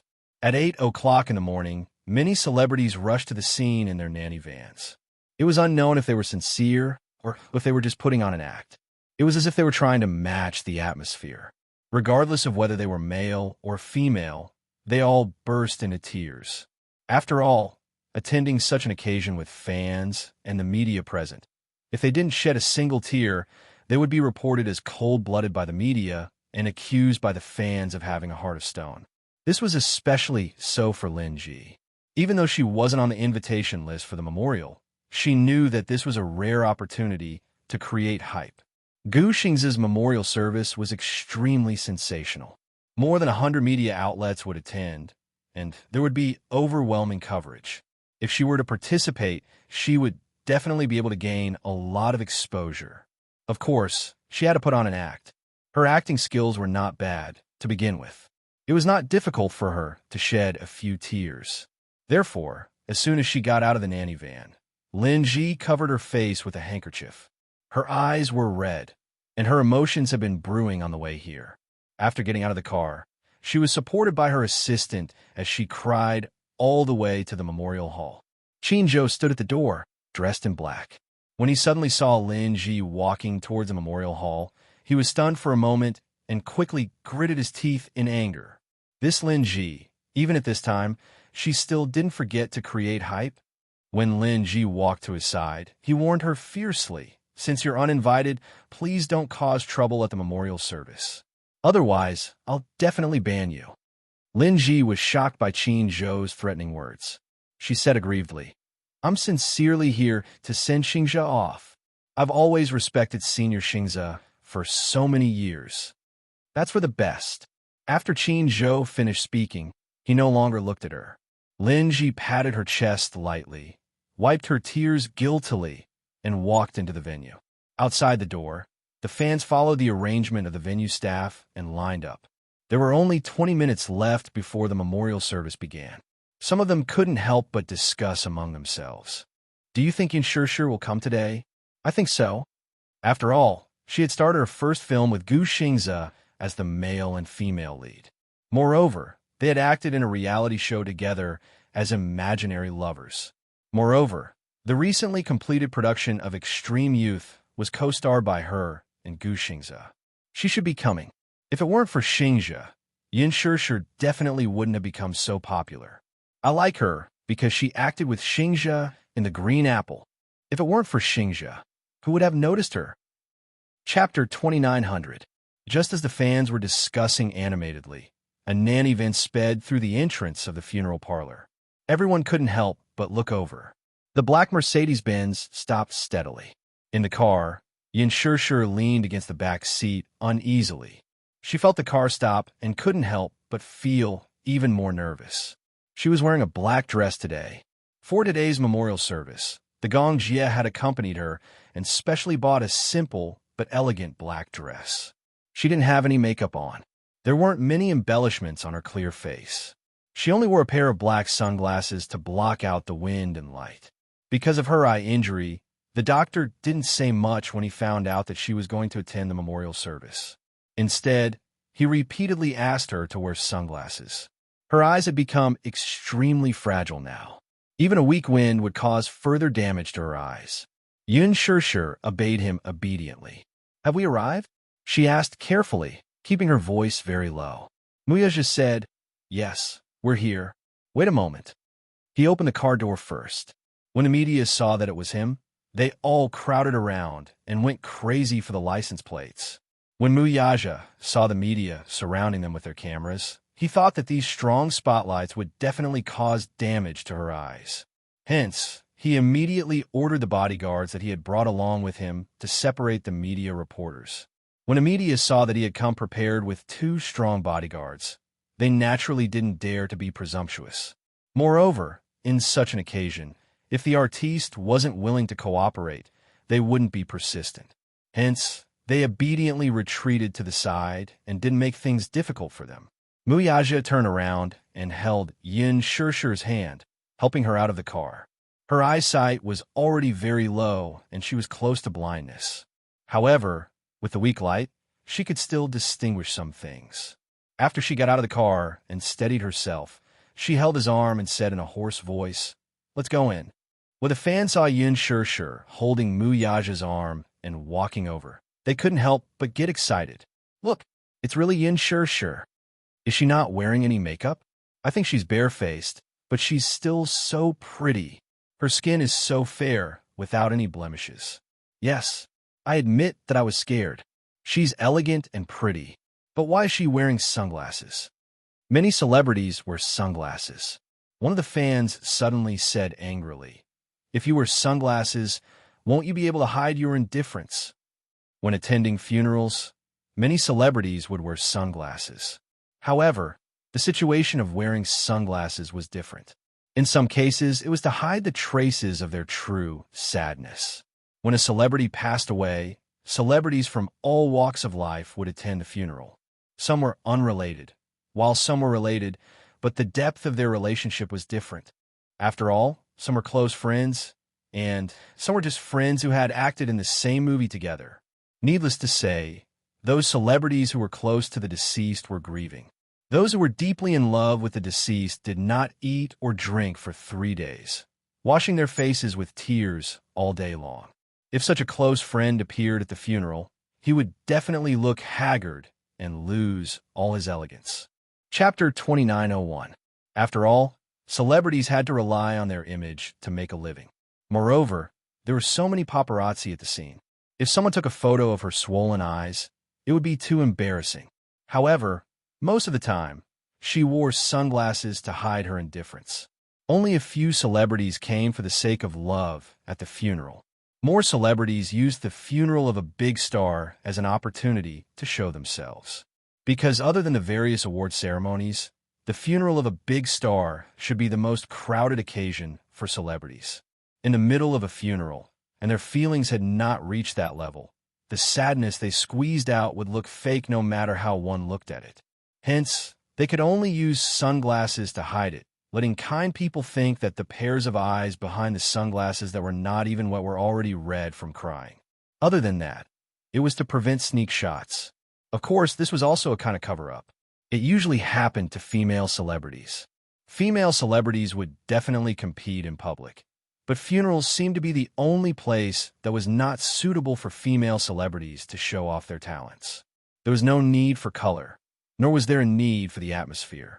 Once female celebrities gave up on their gorgeous clothes and makeup, most of them would lose confidence in their image. A pair of sunglasses was equivalent to saying that they were in an imperfect state, because they knew that the entertainment reporters, who were everywhere, would never miss a celebrity's funeral. It was popular for celebrities to wear sunglasses at funerals. After all, as celebrities, they were always acting. When they attended the funeral, they did not forget that they were actors. The fan said sarcastically, "I think she must be here to freeload off the exposure, right?" Ever since her debut, she's been freeloading off Xingza's popularity.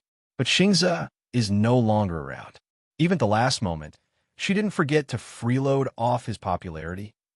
Besides, look at her. Her face is so clean. She didn't shed a single tear. She even came with Muyaja on her arm. Isn't this obviously freeloading off the media's exposure? That's right. I also realized that she didn't cry much at all. Could it be that she's wearing sunglasses to hide her tears? How annoying. I didn't expect her to be such a person. If it weren't for Xingza supporting her, who would remember her name? Since she didn't have any feelings for Xingza, why did she reluctantly attend the memorial service? She must be here to freeload off the exposure. All the media outlets are here for Xingza's memorial service today. It's such a good opportunity, so of course she wants to freeload. Yin Shishir, on the other hand, did not hear these whispers. She was not in the mood to care about other people and things at the scene. Her heart was heavy, as if a huge rock was pressing down on her. She tried hard to suppress her emotions and held back her tears as much as possible as she slowly walked into the memorial hall. Qin Zhou was standing at the door. When he saw her, he bowed slightly and hugged her. Qin Zhou was inevitably surprised by her arrival. "Why are you here?" Qin Zhou paused for a moment before adding, "Actually, it doesn't matter if you don't come." "Qin Zhou, Yin Shishir couldn't hold it in anymore. She sobbed and said, "I'm here to send him off. Are you okay?" Qin Zhou saw her in this state. She didn't seem to be optimistic. Not good at all." Yin Shishir took a deep breath and said, "I'm sorry. I lost my composure." Chapter 2902. Are you okay? Qin Zhou saw that she was not in a good state. "No, I'm not okay at all." Yin Shishir took a deep breath. "I'm sorry. I lost my composure." Qin Zhou's heart ached when he saw this. However, he could deeply understand Yin Shishir's pain. But now, he couldn't comfort her at such a time, because even he didn't know how to calm his emotions. "Don't cry. Xingza definitely hopes that you can live well and be happy forever. My condolences." She was wearing sunglasses, but it couldn't hide her haggard expression. As soon as Qin Zhou finished speaking, she took a deep breath again, but didn't say anything in the end. Muyaja helped her slowly into the memorial hall. In the memorial hall, there were sad sobs. Looking around, other than the celebrities, there were also many A-list celebrities and celebrities. Many female and male celebrities were wearing sunglasses, perfectly hiding the expressions on their faces. However, it was unknown if these sobs were acting or if they were expressing their true feelings. Yin Shishir stood in the corner with a wooden expression, quietly waiting with her head lowered. For a moment, her thoughts were in a mess. For a moment, her mind was blank. Even though there was a commotion around her, she seemed to be unable to hear anything. Her heartache constantly reminded her of where she was at this moment. Gu Xingzi's memorial service. It was as if a lifetime had passed. Things remained the same, but people had changed. Yin Shishir clenched her fists tightly and tried her best to hold back her tears. This was what she had promised. She would definitely send him off with a smile. If there really was a heaven and a soul, Xingza probably wouldn't want to see her tears, right? The memorial service was about to begin. Han Yuyin, on the other hand, was the last to make her appearance. She had deliberately chosen this time. Perhaps it was because she was participating in some fashion week or walking the red carpet of a film festival. She was already used to being the last. Hence, even if it was a funeral, she was still used to being late. When she got out of the nanny van just now, many media outlets saw that she was attending the funeral and surrounded her with their cameras. "Yin, why did you decide to attend the memorial service today? I heard that after you and Gu Xingza started dating, your love turned into hatred. The two of you fell apart and stopped contacting each other for a long time. Is attending Xingza's funeral to bury the hatchet?" Amidst the flashing lights, many media outlets pointed their microphones at her. Han Yin stood still, faced the camera, and elegantly took off her sunglasses. Her eyes were red and swollen because of her sadness. "I'm really sad about Xingza's departure. There are some topics that I really shouldn't talk about, but I deeply regret Xingza's leaving. I only hope that he can rest in peace. Hopefully, everything will be fine in heaven."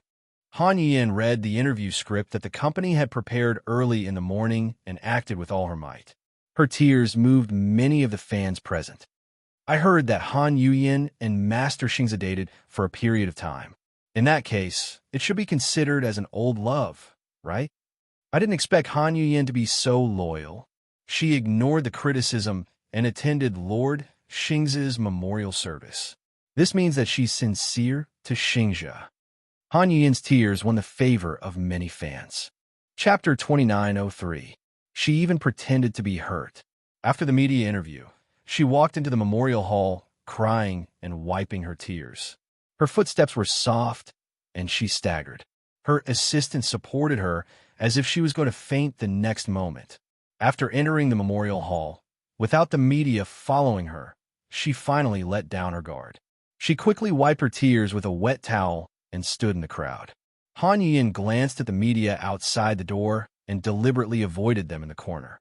She asked softly, "Did they take a bad picture of me just now?" The assistant smiled and said, "Don't be afraid. I saw it just now. You cried beautifully just now. When the media takes a picture and posts it online, the fans will definitely be stunned by your beautiful face." Han Yin's lips curled into a smug smile. If one could cry beautifully like a fairy, that was also a skill. Many female celebrities were beautiful when they were still, but when they acted in a crying scene, it was simply unsightly. Han Yin, on the other hand, had become famous because of her weeping scenes. Unfortunately, this conversation was heard by Yun Shih. Just based on the recognition of the voice, she was able to recognize who the voice belonged to. Han Yin, were those tears just now squeezed out for the media to see? Recalling her words just now, Yun Shih suddenly felt as if she had swallowed a fly alive. A turbid breath brewed in her chest. It was difficult to swallow, but she couldn't vent it out. She couldn't help but say coldly, "You won't even let go of the memorial service. Even if it's Xing's memorial service, you still want to use it to create hype?" Han Yin's back stiffened. She turned around abruptly and saw Yun Shih. Just as she was about to retort, she caught sight of the man who was protecting Yun Shih like a guardian angel. "Muyaja, why is he here too?" Seeing that she had turned around, Muyaja also turned his gaze and glanced at her, but it was extremely cold and indifferent. Han Yin shuddered and hurriedly turned around. With Muyaja around, Han Yin really didn't dare to have any conflict with Yun Shih. The memorial service finally began. The live broadcast began to play Gu Xing's music. The first song was a cover of Gu Xing's song Keywords in his concert. Because of this song, Gu Xing's won the peak music chart. Love yourself. Someone will love you. That's an optimistic statement. The appearance of happiness, I feel so real. Can't find an adjective. Silence is masking. Overflowing passion, only the particle remains. Have a kind of steadiness when you say my name position of fallen leaves. Compose a poem. Time is disappearing. Our story begins. This is the first time. Show me that love can be both generous and selfish. You are my keyword. Keywords. Upon hearing this song, Yun Shih froze all over.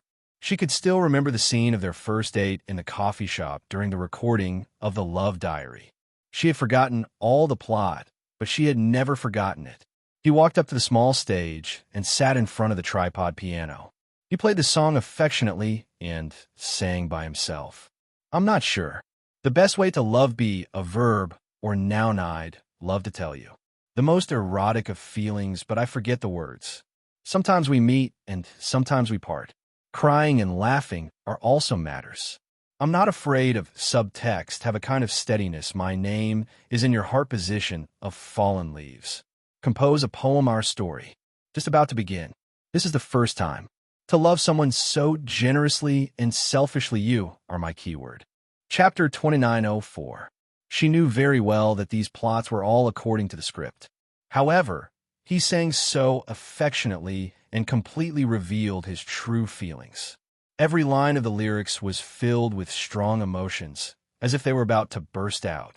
She pursed her lips tightly, her shoulders trembling uncontrollably. She remembered that there was a gathering in the production team. The director had coaxed Gu Xingze to sing a song. Gu Xingze sang "Excuse Me" without hesitation. Now, Gu Xingze's song was played in the memorial hall again. However, Yun Shih couldn't bear it and broke down completely. "I lost contact. A dream woke me up. The tears in the corners of my eyes are the traces of your departure. Just when I wanted to cherish love has expired first. Am too slow. It's too late hugging your back if you decide to leave. Why do you want to stay if you don't plan to stay together? Why do you want to hold hands? You only borrowed from me, but I mistook you for a rainbow that fell from the sky once. You only borrowed from me. Now, but you forgot to return it to me." Amidst the music, Gu Xing's black coffin was slowly carried in. At that moment, the memorial hall suddenly erupted with sad cries. "Xingze, she silently called out his name in her heart. She couldn't see the coffin being placed on the stage, but she could vaguely hear the cries coming from the side. Senior Xingze, sob, sob, sob, Xingze. Many people were calling out his name. However, Yin Shishir couldn't hear anything. Originally, she could still recognize some of the scenery, but now she couldn't see anything clearly. The entire world had lost all light and was plunged into darkness. She couldn't hear any noise. In her world, it was so quiet that only the sound of her breathing could be heard. Xingze, so he only borrowed from her, but she thought he was a rainbow that fell from the sky. Give Xingze back to me, okay, she prayed in her heart. Her fragile heart seemed to be swallowed by tears. Give Xingze back to me. Give Xingze back to me. Yin Shishir couldn't stand steadily. The memorial service began. Huan Yu's higher-ups went on stage to give a speech. On the Gu family's side, it was naturally inconvenient for Gu Jinglian to appear. Hence, the memorial service was handed over to Qin Zhou. Qin Zhou walked up the stage without any manuscripts. He first took a deep look at the black coffin, then took a deep breath and said with tears in his eyes, "In the more than 10 years that I've known Xingze, I've never regretted not accompanying him properly.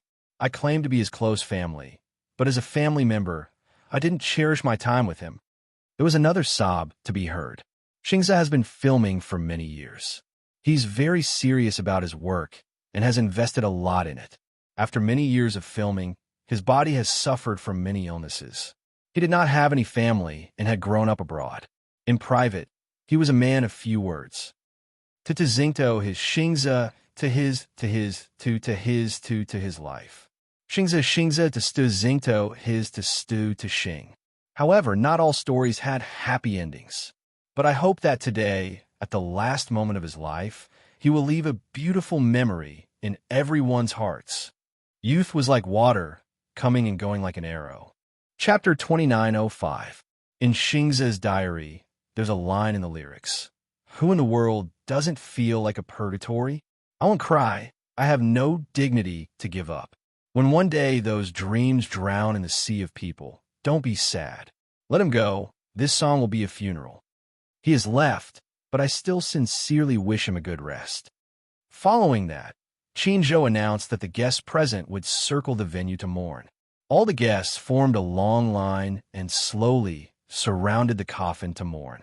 There was a small window right above the coffin. The small window opened, revealing Gu Xingze's calm and pale face. He lay quietly in the coffin as if he had fallen asleep. Mu Yaja supported Yin Shishir and circled the venue in mourning. Yin Shishir tried her best to open her eyes, wanting to see him for the last time. However, no matter how hard she tried, it was in vain. She really couldn't see. She couldn't see anything. Xingze, Yin Shishir took a deep breath and held back her tears. Then she said calmly, "Goodbye, Xingze. I will live on strong." With that, with Mu Yaja's support, she walked to the coffin and gently placed a bouquet of flowers on the coffin. After the memorial service ended, Gu Xingze's body was pushed to be cremated. Knowing this result and thinking that he was about to turn into a pile of ashes, Yin Shishir's heart ached so much that she was about to suffocate. Mu Yaja had been by her side from the beginning to the end. Although she didn't shed a single tear, he could tell that she was sad. So sad that she couldn't even shed a tear.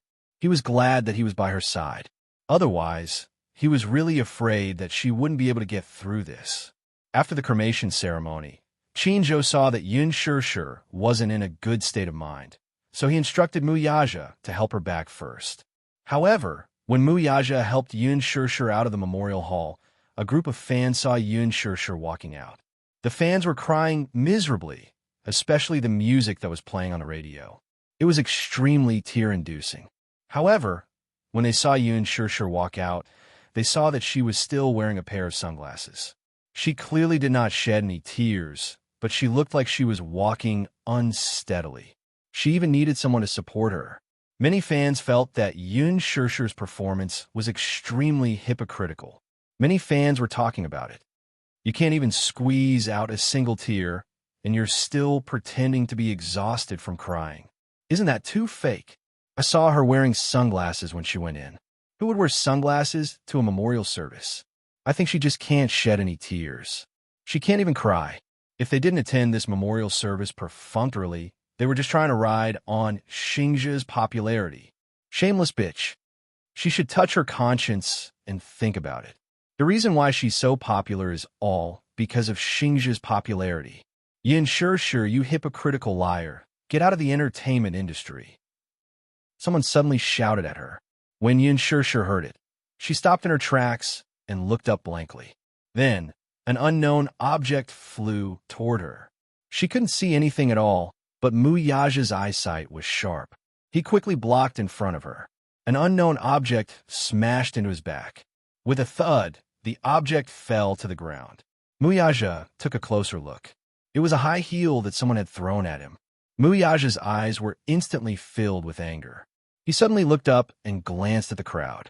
His voice suddenly turned gloomy. Who threw it? Chapter 2906. The scene suddenly fell into dead silence. Mu Yaja shouted coldly. I'm asking, who threw it? The lone high-heeled shoe lay silently on the ground. Yin Shishir immediately grabbed his arm. Forget it, forget it. Yin Shishir smiled. Today is Xingzhe's funeral. I don't want to make it too ugly. Mu Yaja pursed his lips. Although he was extremely angry, since Yin Shishir said so, he did not intend to pursue the matter too much. However, just as he turned around, the fans could no longer hold it in and started to jeer. Many fans started to clamor.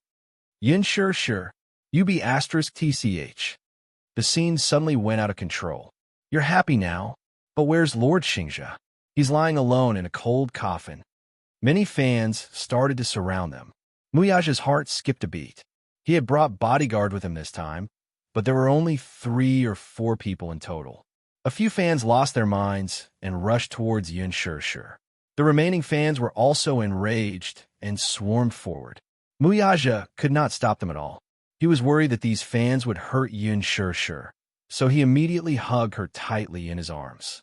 Many fans rushed over and shoved them, grabbing their clothes, hair, and arms. The bodyguards immediately rushed over and formed a circle, surrounding Yin Shishir and Mu Yaja. In the chaotic scene, many fans lost control and threw the things in their hands at them. Shoes, apples, flowers, whatever they had in their hands was thrown at her. Yin Shishir stood rooted to the ground, letting the insults and attacks completely drown her. Even though the fans were crazily pushing her, insulting her, and grabbing her hair, her eyes were still empty and indifferent. Take off your damn sunglasses. A fan rushed forward and gave her a tight slap. Slap! The sunglasses fell to the ground. The gauze on Yin Shishir's eyes was also exposed to the air. However, no fans noticed this detail and continued to accuse her crazily. Mu Yaja abruptly pushed away the troublesome fans and hugged her tightly in his arms. His large palm pressed against the back of her head and protected her head against his chest. He angrily said, "Get lost." But no one cared. I hate Yin Shishir. Get out of the entertainment industry. Get out of the entertainment industry. Yin Shishir, you are a vixen through and through. You were the one who seduced Sir Xingzhe, used him to climb up the social ladder, and used his popularity to hype yourself up. If it weren't for Lord Xingzhe, you wouldn't have such popularity and status. Ever since the Green Apple, you've been using Gu Xingzhe to create hype, until the Love Diary, where you used the lucky couple CP to solidify your popularity. However, you don't even have the basic respect for Lord Xingzhe's memorial service. He didn't even shed a single tear. He was even wearing sunglasses. You don't deserve Lord Xingzhe to treat you so well. From the Love Diary, I can tell that Lord Xingzhe doesn't take care of you like an ordinary senior does for a junior. He really likes you. But Yin Shishir, what have you done for him? Yin Shishir closed her eyes and listened to the insults and accusations. However, her heart was like a dead pool of water without any ripples. This was her sin, and she deserved it. Chapter 2907. At this moment, one of the fans suddenly screamed hysterically, "Yin Shishir, do you know what I hate the most about you? I hate it when you pretend to be innocent." Her back stiffened and she turned around abruptly. The fans scolded angrily again. If it weren't for you, Sir Xingzhe wouldn't have died. If it weren't for protecting you, he wouldn't have suffered such serious injuries. He wouldn't even have a chance to be saved. You're the one who caused his death. If it weren't for you, Sir Xingzhe wouldn't have died. When Yin Shishir heard this, her mind went blank. Yin Shishir, you don't deserve to live. You're the one who deserves to die. Why don't you die? Why don't you die? Why aren't you the one who died? Yin Shishir's face was as pale as snow. Her pale and colorless lips trembled. She suddenly turned around. Her sallow face was devoid of any color. The gauze on her eyes had also fallen somewhere due to the pushing and shoving of the crowd. Her body was in a mess, and she was in a sorry state. She bit her lip hard and suddenly smiled bitterly. Her voice trembled as she said, "I'm sorry." The crowd fell silent. Yin Shishir's hair was scattered messily on her back. Facing the emotional fans, she curled her lips, but tears gently slid down her cheeks. "I'm sorry. I really wanted to send him off with a smile, so I held back my tears. I didn't know. I really didn't know that tears were a form of respect for him. I'm sorry. I wore sunglasses because I didn't want him to see my injured eyes. I wanted him to leave in peace without any reluctance. I'm sorry. It's me, it's all me. I'm the one who deserves to die, and I'm also the one who doesn't deserve to live. But I also want to. If I could do it all over again, or if I could choose, I'd be willing to exchange my life for his. I can't bear for him to leave. I don't want him to leave either," Yin Shishir continued to sob. "But he's gone. He won't wake up. If crying is useful, if tears can bring him back, I will cry seriously." She apologized to them in the most humble way. Apologized to Gu Xingze's fans. After Gu Xingze left, she had so many apologies in her heart. Thousands of apologies, but she had no one to talk to. Her apology touched some of her fans, but the majority of them did not accept her apology at all. "Yin Shishir, stop putting on an act. Do you think we'll believe your words? Do you think they'll believe that you're apologizing sincerely?" One of the agitated fans shouted angrily, "Yin Shishir, you are shameless. What was the point of saying all this now? I heard that when you were in danger back then, Lord Xingze was seriously injured in order to protect you. He didn't even have the chance to be rescued. If it weren't for you, if it weren't for a jinx like you, Lord Xingze wouldn't have left us. Give Lord Xingze back to us. Hurry up and give Lord Xingze back to us. We won't forgive you. We won't forgive you. Yin Shishir, die. Die. Die for Lord Xingze." Chapter 2908. There were even more crazy fans who rushed towards her, baring their fangs and brandishing their claws as they pounced on her. Yin Shishir, I'm going to kill you." Yin Shishir was not afraid at all. Even if she was engulfed by this anger, she was fearless. Muyaja looked at her ashen face and knew that she was in such a state. Because of all the humiliation, she must have lost all hope. Hence, she did not even have the basic resistance or excuses. He hugged her, feeling sorry for her. There were fans who kept rushing towards her and attacking her. Muyaja silently bore the attacks for her and protected her in his arms. However, he did not say anything in the end. Based on his strength, these fans were weak, and they were all girls. How much strength could they have? They were no match for him at all. However, she felt that she was carrying a heavy burden of sin. She felt that she had let down Gu Xingze's fans. Hence, she wanted to bear with all these injuries as atonement. However, he could not bear for her to bear such a heavy burden of sin. Then, he would bear it. He would bear it for her. He would bear all these sins for her. He would atone for her. He would bear all these injuries for her. Countless fists fell on his shoulders, the back of his head, and his back like a violent storm. Muyaja remained silent and clenched his teeth tightly. Yin Shishir suddenly realized something. She lifted her head and saw his forbearing expression. She grabbed his collar tightly. "Don't." Muyaja bit his lips tightly and tried his best to protect her. It was as if he had lost all feeling in his body. At this moment, an unknown object flew towards her from not too far away. Dong! She felt a dull pain, and Yin Shishir was hit on the back of her head. It was only when the object landed on the ground that everyone realized that it was a rock the size of a fist. Yun Shirshi's vision suddenly turned pitch black, and she felt a sharp pain at the back of her head. Following that, sticky blood flowed down along her hair. Muyaja was so shocked that his face turned pale. His heart ached as he hugged Yun Shirshi's shoulders and cupped her face. Shirshir, everyone was shocked by this sudden scene. Who threw the stone? Some fans came to their senses and looked at each other before looking around. Shirshir, but she couldn't hear anything. Muyaja's anxious voice was drowned out by the noise. She closed her eyes, and her face was as pale as a sheet of paper. It was as if she had been consigned to eternal damnation, and she allowed the angry curses to drown her. At the hospital, Yin Shirshir was lying on the hospital bed. The wound caused by the stone had been bandaged. It was not a particularly serious wound, but for some reason he had been unconscious for a day and a night, and there were still no signs of him waking up. Muyaja stayed by her bedside and watched over her. He had not slept for a day and a night, and he had not taken care of himself. Stubble had appeared on his chin. After Gu Xing's memorial service, she had not woken up. Perhaps she did not want to wake up. Faced with this cruel reality, she had subconsciously chosen to sleep. She had not eaten for a day and a night, and her body was weak.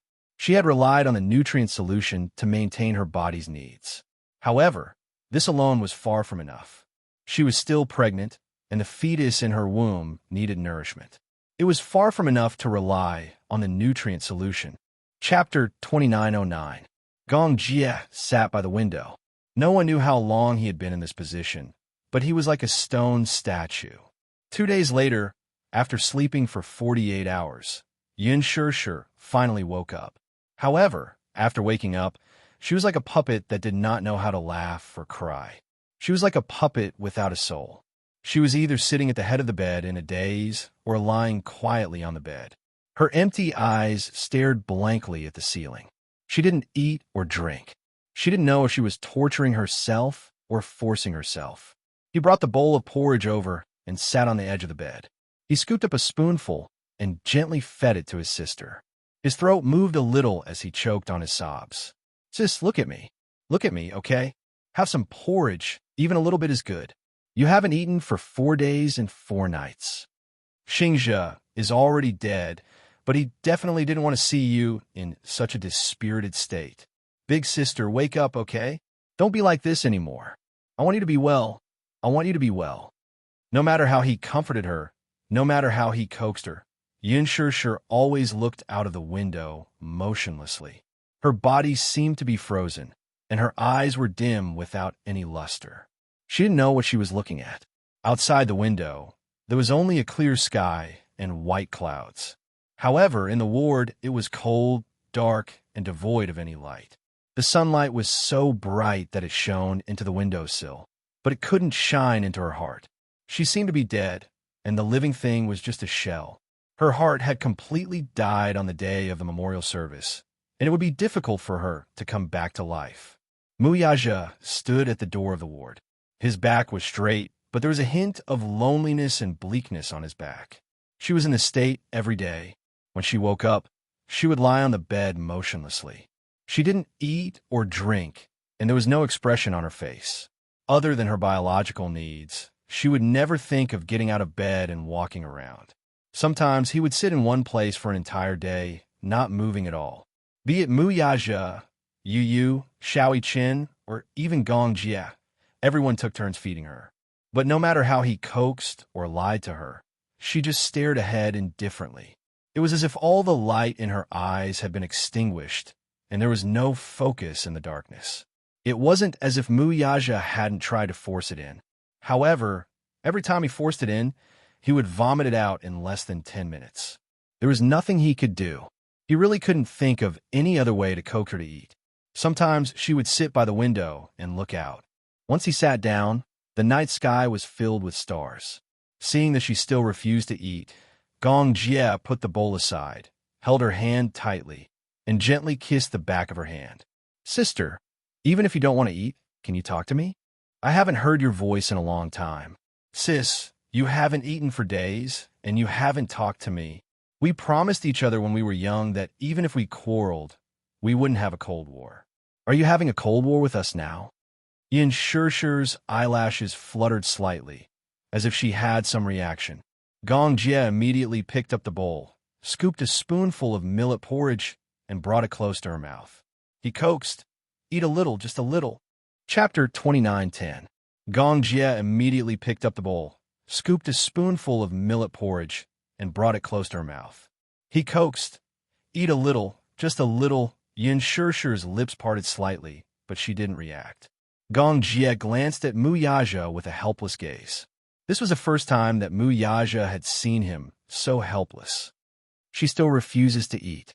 Mu Yaja asked in return, but it was an affirmative statement. Gong Jie nodded. "She hasn't eaten for a few days and has only drunk a little water. Just the nutrient solution alone is far from enough to maintain her nutrition." As Gong Jie spoke, he glanced at Yin Shirshir's thin chin with heartache. These few days, she had actually starved so much that her oval face had grown. In the past, she was a standard beauty with an oval face. Her chin was very sharp, but she didn't have an oval face, which made her look beautiful and charming. She was thin to begin with, and now she had lost a lot of weight. Gong Jie was worried that if she continued to resist eating, it would turn into a physiological anorexia. The doctor came to the ward every day to do checkups. She hadn't eaten for a few days, so the doctor said worriedly that if she continued to resist eating for a long time, the most serious consequence would be a physiological anorexia. The most direct consequence would be a prolonged period of nutritional imbalance, and the fetus would stop developing. Then, they would have to abort it. The doctor asked them to think of a way to persuade her to eat. She was only resisting eating psychologically, or perhaps she had been too agitated and was in a trance. Hence, she had no concept of eating at all. The unforeseen events of the past few days were really going to break her down. Gu Xingze had passed away and lost her sight. Hence, she had no concept of the passage of time at all. Usually, patients like her who had suffered a major mental blow would be resistant to anything, or even reject it. She would reject eating, interacting with others, and being close to this world. Her heart was already shrouded in darkness. But when would this darkness be expelled? The one who started the trouble should be the one who untied it. But this person who started the trouble was no longer around. The doctor was also at a loss on what to do with her. The physical illness was easy to treat, but the mental illness was difficult to resolve. It wasn't that they hadn't tried psychological intervention before, but no matter how experienced a psychiatrist was, she didn't have any reaction when they sat in front of her. After she lost her eyes, she seemed to have lost her ability to perceive the world. She seemed to be unable to hear anything. The psychiatrist said that she had closed the door to the whole world. He locked himself in the fortress and built high walls, not allowing anyone to enter. The doctor told him to feed her as much as possible. Otherwise, the situation would not be optimistic. Whether it was Yu, Xiao Qin, Gong Jie, or even Mu Yaja, they were all locked out. Mu Yaja walked to the bedside and took over his work. He took the bowl and brought a spoonful of porridge to her mouth. Sure, eat a little, even if it's just one bite." Yin Shirshir stared at him in a daze, but her empty eyes were clearly not looking at him. It was as if she was looking through his body, and he did not know what she was looking at. He also did not know what she was thinking. A great sense of helplessness and panic filled his heart. Mu Yaja said in a hoarse voice, "Do you have to torture yourself like this before you're satisfied? Do you think Gu Xingze wants to see you like this?" Chapter 29:11. "Do you want me to beg you?" Mu Yaja bit his lips hard. His voice was mixed with pain and confusion. When had he ever shown such a helpless and hesitant look? "I can't lose you." Sure. Eat a little, even if it's just a mouthful, okay?" Gong Jie couldn't stand it anymore. He walked to Yin Shirshir's side and pinched her cheeks, forcing her to open her mouth. Mu Yaja glanced at him and didn't hesitate any longer. He steeled his heart and forced the porridge in her mouth with a spoon. This couldn't go on. "Did you eat it?" Gong Jie asked. Mu Yaja nodded. Yes, it went in. It was also difficult for these two grown men to put in so much effort to feed her. She wasn't in good health now. After a long period of fasting, her lips were abnormally chapped. This bowl of porridge had just been stewed this morning, so it was hot and hot. Muyaja didn't dare to feed her too much. He had to feed her in small mouthfuls. Yin Shirshir seemed to know how to cooperate, or maybe it was a subconscious reaction. She opened her mouth slightly mechanically and didn't spit out the porridge that was forced into her mouth. Instead, she chewed numbly and tried to swallow it. Gong Jie's eyes lit up. She ate it. Muyaja was worried that she would spit out and looked at her in fear. It wasn't until she swallowed that mouthful of porridge that the huge rock hanging in his heart finally fell down heavily. Gong Jie urged again, "Continue." He also tried to let go of his hand. Yin Shirshir seemed to have regained some desire to eat. When Muyaja brought the porridge to her mouth again, she opened her mouth again and drank that mouthful of porridge. Slurp. The sound of her eating porridge was more beautiful than the most beautiful symphony in the world. Muyaja seemed to have received a great encouragement and fed her half a mouthful. "Isn't it too bland?" Gong Jie added some vegetables and carrots, and Muyaja was responsible for feeding them. However, she had only taken a few mouthfuls when her chest suddenly heaved up and down. Yin Shirshir had a pained expression on her face as she suddenly turned to face the trash can. With a retch sound, she actually vomited out the few mouthfuls of porridge that she had just eaten. Muyaja looked at her in pain, but the vomiting became more and more intense. At first, it was still sticky porridge that had not been digested in time. Later, he vomited out stomach acid and bile. Gong Jie's heart ached as he watched her body curl up in pain. After she finished vomiting expressionlessly, she stared blankly at the trash can. No one knew what she was thinking about. "What are you looking at?" Gong Jie hurriedly went to call the doctor. Muyaja wiped her mouth with a hot towel and looked at her. She had lost a lot of weight in the past few days. She was so skinny that it was scary. He did not know how she would continue to lose weight. Her waist, which could not be held in one hand, was now pitifully thin. Sure. How can you be so weak?" Muyaja held her shoulders and asked painfully, "What should I do with you?" However, she seemed to have lost her ability to speak and did not answer him. When Gong Jie called the doctor over, the doctor first took a look at the food that was fed to her, then looked at the food that she had vomited out in the trash can and shook his head. "She hasn't eaten for so long and ate so much at once. I'm afraid she can't take it." "Is it a lot?" Chapter 29:12. She didn't even eat half a bowl. You call that a lot? Her body functions are different from ordinary people. Ordinary people would be famished after 2 or 3 days of starvation, but she didn't feel anything at all. This means that she is anorexic. Although she has mild anorexia, it's still very difficult for her to eat half a bowl at once. She can only do it step by step. Muyaja sat on the sofa in silence, his face ashen. In the past few days, the news of Yin Shirshir attending Gu Xing's memorial service and being attacked by fans had spread like wildfire on the internet. Many fans were trying to figure out the relationship between Gu Xing's death and Yin Shirshir.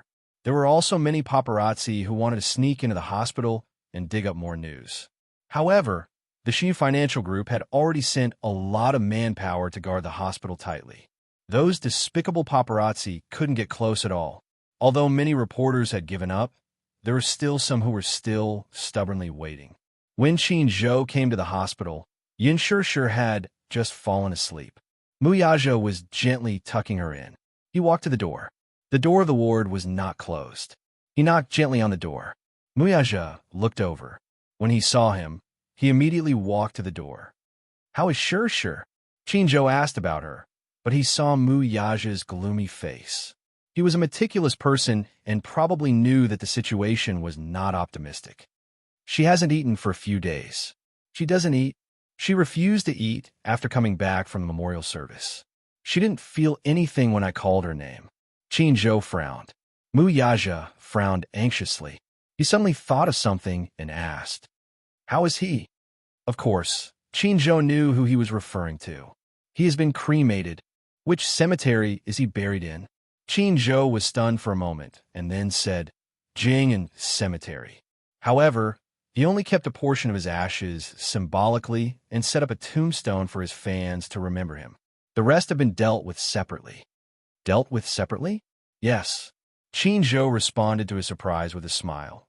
Xingzhe wrote in his diary that if he leaves this world, he hopes to be free and unrestrained. It was indeed too lonely to trap him in such a small tomb. Yesterday, I climbed up Mo Ling Peak and personally scattered his ashes into the valley from the peak. The wind will definitely take him to where he wants to go. Although he had some reservations, this was Qin Zhou's selfishness. He should have scattered Gu Xing's ashes into the free wind without exposing himself. However, he was afraid that if that happened, he wouldn't even have a person to mourn for when he missed him in the future. Therefore, a small portion of the ashes were buried in Jing and cemetery. It could also be considered a memento. Qin Zhou suddenly took out a memory disk from his bag and handed it to him. Muyaja took it and frowned suspiciously. "What is this?" "I found it when I was sorting out Xingzhe's belongings. There's a video inside. Perhaps it's a memento for sure. Qin Zhou left. Muyaja looked at the memory disk in his hand and returned to the ward. He glanced at Yin Shir, who was lying on the bed, and then took a deep look at the memory disk in his hand. Finally, his gaze fell on the huge television screen in the ward. In the darkness, Yin Shir vaguely heard Gu Xing's voice. Sure. Chapter 29:13. Sure, she did not sleep well. Gu Xing's voice kept echoing in her ears like a gentle murmur. Yin Shir opened her eyes abruptly and sat up on the bed at once. Xingze, sure. His voice was so real, as if he was right in front of her. However, Yin Shir could not see anything. She tried her best to open her eyes wide and kept groping with her hands. However, she could only hear the voice. She could not see or touch anything. For the past few days, she had not eaten or spoken. However, when she heard Xing's voice, her heart, which was about to die, seemed to have revived. She was so nervous that it started beating. "Xingze, are you there?" Yin Shir was in a daze, but there was only one thought in her mind. Xingze was beside her. She heard his usual gentle voice. She heard it. Xingze, sure. He seemed to be smiling gently as he called her name. Yin Shir turned over and got out of bed. She could not see anything. She stumbled, and her knee accidentally hit the edge of something. However, she did not seem to feel pain at all. She reached out and groped around. "Xingze, where are you?" She followed the voice and groped around. She heard the voice getting closer and closer. She groped forward, but her fingertips suddenly touched the cold screen. Gu Xing's voice entered her ears through the television. Sure.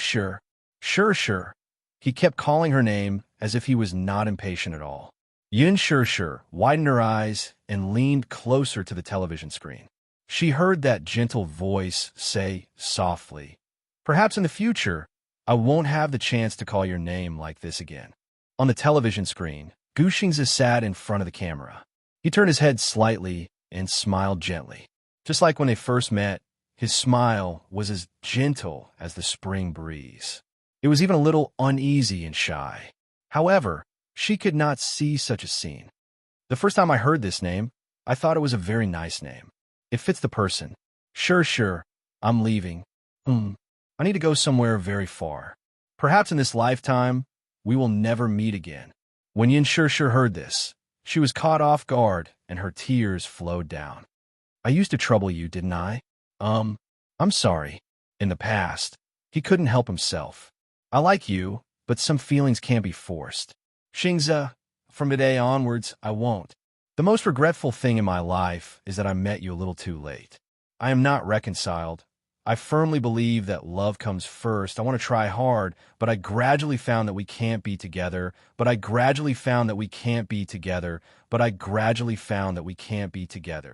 It's not that I came too late.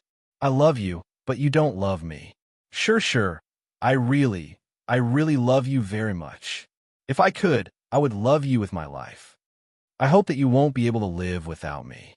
On the screen, Gu Xing's suddenly smiled and asked gently, "Why don't we make a promise?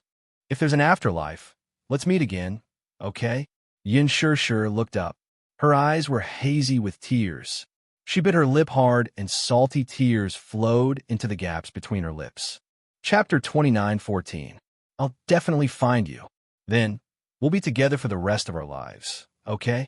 Yin Shishir lost control of her tears. She broke down completely and cried bitterly. Gu Xingze, who was on the screen, seemed to have telepathy. He said frantically, "Don't cry." He said uneasily, "I'm most afraid of your tears. Don't cry, okay? We might still have the chance to meet in the future. After a few years, I'll have let go of this relationship. Maybe I'll appear in front of you with a new attitude. Actually, you don't have to be sad. I didn't know how to fight for it. Since I was young, I've never experienced what kinship and love are. I don't have any special feelings about marriage. At first, I didn't know if this hazy feeling I had for you was love or just a senior taking care of a junior. But later on, I realized that love can really be like a tornado, disrupting one's heartbeat. If I had known that this was love, I would have hugged you without hesitation. But it's all too late. Yin Shishir covered her face and was sobbing uncontrollably. For the past few days, the dark and gloomy emotions that had accumulated in her chest seemed to have finally been released. Like a flash flood, it broke through the floodgates and became a disaster. No one knew that such an accident would happen. Moreover, no one knew that at this very moment, every word that he said to her, which seemed to be a casual farewell, was piercing her heart. Muyaja stood quietly beside the television and leaned against the wall. His handsome eyebrows were slightly furrowed as he watched everything quietly. He didn't stop her from crying. She had suppressed her emotions for so long. She needed to release them after all, but no one could make her release her emotions. Besides Gu Xingze, there was no one else. He was the one who was troubling her. In order to cure her, Muyaja could only think of this way. Muyaja glanced at the man on the screen. It was Gu Xingze's thin figure sitting in front of the camera. His face looked a little pale. Perhaps it was because of the damage to his body that made it difficult for him to maintain his best condition in front of her. He looked extremely weak. There was a thick shadow on his eyelids. Before he decided to leave the entertainment industry, he recorded this video as his final farewell to her. If this accident had not happened, he would probably be in a foreign country right now, and this video would be his last gift to her, given to her by Qin Zhou. However, who would have thought that the final farewell would be a final farewell? Yin Shishir cried like a child in despair. Gu Xingze's voice was as light as a feather. Thank you for appearing in my life. Shishir. For 2 whole days, Yin Shishir stayed in front of the TV, watching Gu Xingze's last video over and over again as if she had lost her soul. She didn't get tired of listening to it over and over again. She wanted to hear more of his voice. She missed him so much that she fell ill. She had so many things to say to him, but he couldn't hear her anymore. Her emotions were running rampant, and no one could cure her. She hugged the memory disk and listened to Gu Xingze's voice as if she didn't know what fatigue was. Chapter 29:15. Gong Jie and Muyaja took turns to watch over her. Every night, Gong Jie and Muyaja would coax her again and again before she would obediently return to bed to rest. However, she still could not bear to turn off the television. She was afraid that if she turned it off, she would never hear his voice again. She knew that whether it was guilt or longing, it was time to let go. He was gone and no longer existed. These videos were also fake. They didn't exist. Gu Xingze was no longer there. However, every time she woke up and heard his voice, she would feel at ease. Everything seemed to have been bewitched. She still refused to eat. She would only occasionally drink some water and eat some fruits, even if it was just a little. Compared to her previous zombie-like state, everyone felt gratified and satisfied. At least, she was willing to try to eat. However, Yu was extremely worried. How long would this mental state last? Xiao Shui also came to the hospital to visit her once. Gong Jie did not let her in to disturb her, so she could only stand at the door and watch her from afar. Yin Shishir's mental state was not good. Therefore, not many people knew that she was hospitalized. Muyaja protected her very well. He did not let anyone disturb her, nor did he let anyone disturb her recuperation. Xiao Shui was her best friend. When she heard the news, she insisted on coming over to take a look. However, when she stood at the door and saw her in a daze in front of the television from afar, Her heart ached so much that tears streamed down her face. What did she become like this? Xiao Shui was extremely heartbroken. Has she been refusing to eat? Yu nodded painfully. Mommy has been refusing to eat. She can only rely on the nutrient solution to maintain her energy. Xiao Shui gritted her teeth. She was extremely upset. Gong Jie stood at the balcony, feeling extremely depressed. He turned around and glanced at Yin Shishir. He sighed heavily. Looking at her haggard appearance, Gong Jie's heart was about to bleed. At this moment, the doctor suddenly came into the ward. When Muyaja saw him, he stood up and walked towards him. What's the situation? Mr. Mu, why don't you take your wife for a detailed prenatal checkup? His sudden words reminded Muyaja that it was time for a prenatal checkup. He returned to the ward, held Yun Shishir's shoulder, and asked gently, Shishir, I'll take you for a checkup, okay? It's been so long. I wonder how the little fellow is doing. The doctor said that we have to do regular checkups. Yun Shishir nodded in confusion. The nurse pushed the wheelchair over. Muyaja carried her onto the wheelchair and pushed her to do a checkup. After half a day, all kinds of examinations were done. Muyaja pushed Yun Shishir to the doctor's office. The doctor was looking at the ultrasound report. At 9 weeks of pregnancy, the fetus has grown to 15 centimeters. The head of the fetus is larger than the body of the fetus, and the various parts are clearer. The head has begun to calcify, and the placenta has begun to develop. The ultrasound shows that the fetal sac almost fills the uterine cavity. The outline of the fetus is clearer, and the placenta is beginning to appear. After the doctor finished speaking, he said, Sai, this is really troublesome. If she refuses to eat for a long time, it might affect the development of the fetus. Muyaja's heart skipped a beat. What do you mean? Chapter 29:16. Yin Shishir's eyes, which were initially emotionless, flickered a little when she heard this. Her eyes finally regained some focus. How's the little guy now? The little guy is very strong, and there's nothing unusual.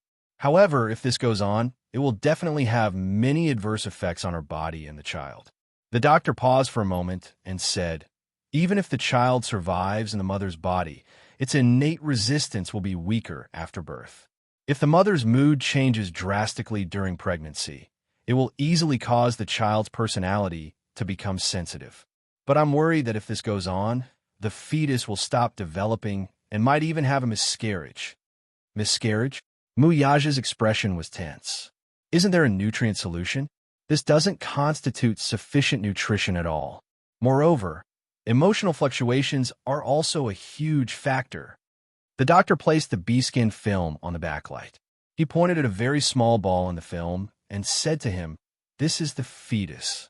It's developing normally and is very strong. A normal little guy won't be able to last until this time. Muyaja stared at the small ball and pursed his lips. His eyes couldn't help but redden. That was his child. Who knew? It might be a beautiful little princess.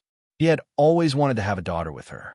However, now that this child had fallen from the sky, he felt that this was probably the most beautiful gift that God had given him. But why was it that when he wanted to protect her, he felt a great sense of powerlessness? Muyaja suddenly turned around and leaned over slightly. He held her shoulders and asked carefully, Sure, did you hear that? Did you hear that? If you don't eat properly and don't rest normally and keep torturing yourself like this, the child will die sooner or later. Yin Shishir suddenly widened her eyes, and her pupils contracted violently. She looked at him, but could only see a barren land. The child, the little guy in your stomach, 9 weeks, she's still so small. Still so small. She's been developing strongly. But his heart ached as he pulled her into his embrace. Over the past few days, he had been suffering as well. For her, and even more for the child in her stomach. How could he not be on tenterhooks? At every moment, he was in fear. Enough. Was that enough? Even if it's a punishment, shouldn't it stop now? A hot teardrop fell onto her cheek. Muyaja hugged her back neck. For the first time in his life, a man who had always been proud and aloof shed tears in front of her. Stop torturing yourself, okay? You can torture me or punish me. Stop torturing yourself He choked with sobs and said, "Sure, sure, I love you so much, and I also love this little guy in your belly. Don't torture yourself anymore. Look at me, look at me." He held her face and forced her to look at him. "It doesn't matter how you punish me. The child is innocent. Please don't punish her, okay?" His voice was hoarse and desperate for her response. What he got in return was a teardrop falling from her eyes. Muyaja hugged her tightly. "I can't lose you, and I can't lose her. I don't know what to do with you. Wake up, wake up." He begged her uncontrollably. He begged her to wake up, begged her to open her eyes and look at the fetus in the film. Chapter 29:17. Muyaja's heart almost broke when he saw the tiny ball. Yin Shishir's heart was in a mess. Back then, when she was pregnant with her first child, she was very anxious. Because she was worried about her family and her father, she was distracted and uneasy all day. Therefore, her emotions were fluctuating throughout the pregnancy. Although she was well-nourished, it was precisely because of her emotions that more or less affected the development of the fetus. As a result, she was born prematurely in August. Yu almost died when he was born. Although he was pulled back from the brink of death through emergency treatment, when he grew up, his physical fitness was still quite different from that of a normal child. He was weak and sickly, and he had a sensitive personality. She owed him a lot. However, this child came too suddenly. She was caught off guard and was unprepared. Muyaja carried her back to the ward. Xiao Shui had already left. Gong Jie immediately rushed over and asked, "How's the situation?" Muyaja did not speak. He only quietly carried her to the bed, pulled the blanket over her, and sat silently by the side. Gong Jie frowned and looked at him, then at Yun Shishir, who was on the bed, and clenched his fist tightly. At this moment, Yin Shishir suddenly sat up on the bed. The rustling sound startled them. Muyaja and Gong Jie were shocked and turned to look at her. They saw her sitting on the bed and leaning gently against the back of the bed. Compared to her previous wooden expression, her eyes had finally regained some focus. She glanced at them indifferently. Her eyes were dull, and there was a hint of embarrassment on her face. Then she said in a deep voice, "I want to eat something." Muyaja was stunned. He did not expect her to make such a request. Gong Jie, on the other hand, was the first to react. He stood up suddenly, his eyes lit up as he walked over and asked, "What do you want to eat? Porridge or rice is good. Meat and vegetables should be balanced. Don't have too much oil." Because of her pregnancy reaction, she could not eat anything with too much oil. After not eating for a long time, her body seemed to have gotten used to it. Therefore, she was especially resistant to eating. She didn't seem to know that she was hungry, nor did she feel anything. She wasn't deliberately torturing herself, and she had no desire to eat at all. However, on the way back from the doctor's office, the image of the developing fetus on the ultrasound film flashed through her mind repeatedly when she was pregnant with Yu and Xiao Chen a few years ago. She saw on the film. It was so small, curled up into a ball. She couldn't even see its features clearly. This was her child, it was their child. Now, the child in her belly should also be that small. He rarely shed tears, but when he heard the doctor say that the fetus was in bad condition, he suddenly lost his composure. He held her shoulders, his heart aching as he begged her to wake up and stop torturing herself. In the end, she was touched. She wanted to keep the child. Therefore, even though she had no appetite, she still took the initiative to ask for food. Muyaja's eyes, which were originally dark and gloomy, finally lit up. Gong Jie immediately rushed out of the ward with the cold porridge. When he reached the boiling room, there was still a queue in front of the microwave. How could he have the patience to wait? He rushed to the front and occupied the microwave without any explanation. When the porridge was heated, he brought it back to the ward and presented it to her. Chapter 29:18. Gong Jie said softly, "Sister, the porridge is ready. I didn't heat it up for too long, so it's not hot. You can eat it directly." Yin Shishir reacted. Her hands fumbled around until she found the bowl of porridge. She held it gently. Muyaja immediately reached out to take the bowl of porridge from her hands, wanting to feed her. "I'll feed you, okay?" "I'll feed you." Yin Shishir immediately came back to her senses and said quietly, "It's okay. I could drink it myself. Mu Yaja frowned. Your eyes aren't very good. Yin Shir smiled slightly and immediately said, I'm not as weak as you think. I just can't see clearly. I can still recognize things that are closer to me. With that said, she held the bowl with one hand and the spoon with the other. She scooped up a mouthful of porridge and brought it to her mouth. She blew on it gently before taking a bite. It wasn't hot, but it was very warm. However, she didn't have much of an appetite. In fact, she was still repulsed by food. But at the thought of the child in her stomach, she resisted the discomfort and took another big bite. Mu Yaja and Gong Jia looked at her nervously and asked cautiously, Is there anything else you want to eat? Yin Shir opened her eyes blankly. Hearing this, she shook her head and said, I don't have anything in particular that I want to eat. She only ate because she wanted to protect the baby. She had listened to everything the doctor said. If she didn't eat, she was worried that it would affect the baby in her stomach, especially when the doctor said that if she continued like this, it would definitely affect the development of the baby in her stomach. Then it might stop developing and become a stillborn. In the end, she could only have an artificial abortion. Her current bodily functions were being supplemented by sacrificing her mother's own nutrients. If this went on, it would be difficult for her child to survive. Hearing this, her heart seemed to clench fiercely in an instant. She had been in a daze earlier and hadn't cared about the child in her stomach. But now that she heard that the child in her stomach was in danger, she immediately regained her senses. No, she couldn't let herself go anymore. At that moment, she seemed to recall Yu Yu's appearance when he was born. He was lying in a nursery box, small and wrinkled. His entire body was red, and his two little hands were curled together tightly. For the first time in this world, this little guy seemed to be very nervous. He only knew how to open his little mouth and cry. Why is she crying so much? She was a little curious. As she thought about it, she gently reached out her hand. The little guy immediately reached out and held her hand tightly. His strength was not great, but his grip was very tight. Perhaps it was due to telepathy, but the little fellow's eyes were tightly shut. He was originally crying nonstop, but the moment he held her hand, he actually stopped crying. Why is it so small? Yin Shir looked at it carefully with tears in her eyes. It was said that when he was born, he was less than 2,500 grams. It was simply too small. At that time, tears fell from her eyes. She sighed silently in her heart. The most miraculous thing in this world was becoming a mother for the first time. She couldn't imagine how this little guy came out of her stomach. She also didn't know how these two little guys got along in her stomach for the past 8 months. Didn't they fight? Chapter 29:19. At that time, she was immediately amused by her own conjecture. As she laughed, tears fell uncontrollably from her eyes. The nurse said that it was really not easy to save the child. God knew that if she had not taken a second look at him, she would have missed the chance to save him.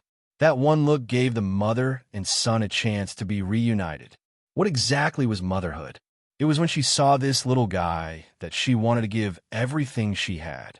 She could not wait to present the most beautiful thing in the world to him. She was grateful for God's blessing and thus named him Yin Tianyu. God bless, God bless, God bless. Returning to her senses from her thoughts, Yin Shir gently wiped away the tears at the corner of her eyes. She gritted her teeth and drank a mouthful of porridge. It was dull and tasteless. It was like chewing wax. She even had an inexplicable feeling of nausea. Mu Yaja prepared some side dishes for her. He gently said, Take your time. Don't eat so quickly. You haven't eaten for so long. If you eat too quickly, it will hurt your stomach. Okay. Yin Shir lowered her head as she ate the porridge. Her other hand was tightly clenched. I'm sorry. She swallowed the food in her mouth and mumbled softly, Previously, I made you guys worry. From now on, I'll eat properly. Mu Yaja was stunned. His lips could not help but curve into a gratified smile. Gong Jia looked at her with great relief. His tightly clenched heart finally relaxed slightly. Yin Shir suddenly smiled and choked out, I'll be fine. Motherhood was really a magical thing. Yin Shir began to eat properly and sleep well. At night, she went to bed very early. In the morning, She would even leave the ward to take a walk in the hospital's back garden, accompanied by Mu Yaja and Gong Jie. It had been too long since she left the bed to walk properly. The doctor said that lying in bed for a long time was not a good thing for the fetus. She also needed to move around properly. Every morning, before going to work, Mu Yaja would accompany her for a half-hour stroll. After that, he would settle her down and watch her finish her breakfast before going to the company with peace of mind. Every afternoon, he would try his best to arrange everything. At 3 o'clock, he would get off work early and come to the hospital to accompany her. Gong Jie, on the other hand, pushed aside all the matters in his hands and handed them over to others to handle. He stayed by her side to accompany her. He had always been an impatient person, but he had always been unconditionally patient with her. Yun Shishir's mental state also gradually improved. Yu Yu and Xiao Chen were also very obedient and took good care of themselves. After school, they would come to the hospital and accompany her while doing their homework. Yu Yu's homework was usually done in school. Xiao Chen, on the other hand, had to look at a pile of homework every day and suffered greatly for half a day. Every time this happened, Yu Yu and Gong Jie would accompany Yun Shishir for a walk, leaving Xiao Chen alone in the ward to break down. Gong Jie was especially excited that she was pregnant. She didn't know what was going on, but this whole family seemed to have a lot of expectations for the little guy in her belly. It'll be great if it's a girl. Gong Jie also liked girls. He imagined that if she gave birth to a little princess, he would definitely dote on this niece to the bone. Chapter 29:20. The girl would definitely be very adorable, right? When the time came, he would definitely buy her many pink princess dresses. In order to take good care of her, Gong Jie even went out of his way to learn a lot about pregnancy. Yu Yu even mocked him for this. Imagine a person who was almost 9 meters tall reading books about pregnancy for a few hours every day. When Mu Yaja discovered him secretly reading such books, the father and son reacted the same way and even mocked him mercilessly. Gong Jie was indignant. What do you know? I'm reading these books so that I can take better care of pregnant women. Mu Yaja did not think much of it. However, he did not read the books for nothing. Mu Yaja saw that the books seemed to be useful to him. At the very least, he had learned a lot about pregnancy. Hence, he also secretly bought a few books and read them. Later on, Gong Jie found out that he was also secretly learning about pregnancy and even mocked him mercilessly. When the two men were not busy with their careers, when Yun Shishir was resting, they would each hold a book about pregnancy and read it with relish. Taking care of a pregnant woman was not an easy task. There was a period of time when her pregnancy symptoms were especially severe. She was especially sleepy during the day and would often fall asleep not long after she finished eating. She would often be startled awake by retching. She would hold onto the trash can and retch for a long time, but nothing would come out. At night, she would suffer from insomnia. Then, in the middle of the night, she would have a craving for something to eat. Sometimes it would be apples, sometimes it would be sour plums, biscuits, bread. Hence, whenever this happened, the two men, Mu Yaja and Gong Jie, with sleepy eyes, would go to the streets to look for food for her. Pregnant women seemed to have a special liking for sour fruits. When she was pregnant with Yu Yu and Xiao Chen, the Mu family had specially assigned people to take care of them. From the beginning, everything was done properly. Hence, her pregnancy symptoms did not seem to be particularly obvious. However, when she was pregnant with her second child, her pregnancy symptoms were especially severe. One night, she had a craving for cherries. Mu Yaja spent more than 2 hours driving and almost flipping through half of the city before he finally found a 24-hour fresh produce supermarket and bought the cherries she wanted to eat. When she came back with the cherries, Mu Yaja washed them for her and brought them to her. Yun Shishir was extremely touched. After calming down to nurture the fetus, the days passed by very leisurely. She didn't have to think about acting every day and night like before. After she calmed down, she could sleep soundly every day until she woke up naturally. After waking up, she would eat breakfast and take a stroll in the back garden. When she felt bored in the ward, Gong Jie would silently watch over her. Sometimes she would turn on the TV. Even if she couldn't see clearly, she could still hear the sound from the TV. She no longer felt so lonely. Gu Xing's death was quickly suppressed by Qin Zhou through various channels. At this time, Qin Zhou's true methods were revealed. During the memorial service, Yun Shishir and Gu Xing's fans got into an argument. After that, nothing else happened. After that, there was no news at all. Chapter 29-21. It was actually very easy to suppress a hot topic. The reason why many news articles were so popular was because the media kept chasing them and paying attention to them. For example, Gu Xing's memorial service was covered all over the internet, so naturally, it was very popular. When all the media stopped paying attention to this matter, the popularity would die down very quickly. Other than Gu Xing's hardcore fans, the public's interest in this matter was limited. If the media did not report it, it would naturally be forgotten very quickly. Qin Zhou felt that the best way to respect Xingzi was to give him some peace and quiet. After spending a lot of money to bribe various media outlets, all the first-tier media outlets seemed to have collectively lost their memories and finally stopped paying attention to this matter. Soon, the entertainment industry returned to peace and quiet. The media no longer paid attention to this matter. Although there were still many fans who were extremely persistent, it was difficult to stir up a storm. On the internet, the popularity of Gu Xingzi continued to fade. On the television, all the programs and advertisements related to him were immediately taken down. During this period, Extreme Youth was also ordered to stop promoting. Qin Zhou hoped that the public would forget about Gu Xing's death as soon as possible, so as to minimize the harm to others, especially Yun Shishir. Almost everyone thought that Gu Xing's death was related to her. Even Yun Shishir herself thought that she was the culprit behind Gu Xing's death. But Qin Zhou did not think so. Just like in the video, Gu Xingzi said to Yun Shishir, "I am willing to love you with my life." Although this love was indeed a little heavy. Perhaps at that time, he did not think so much at all. It was just his first subconscious reaction to protect her. His most selfish thought was that he hoped that she could retain a memory of him in her heart, even if it was just for a second. But he really did not know that it would bring about an unforgettable memory. He did not want to. Lethal Beauty was nearing its finale. Qin Yuyan's ending caused a lot of sighs from the audience.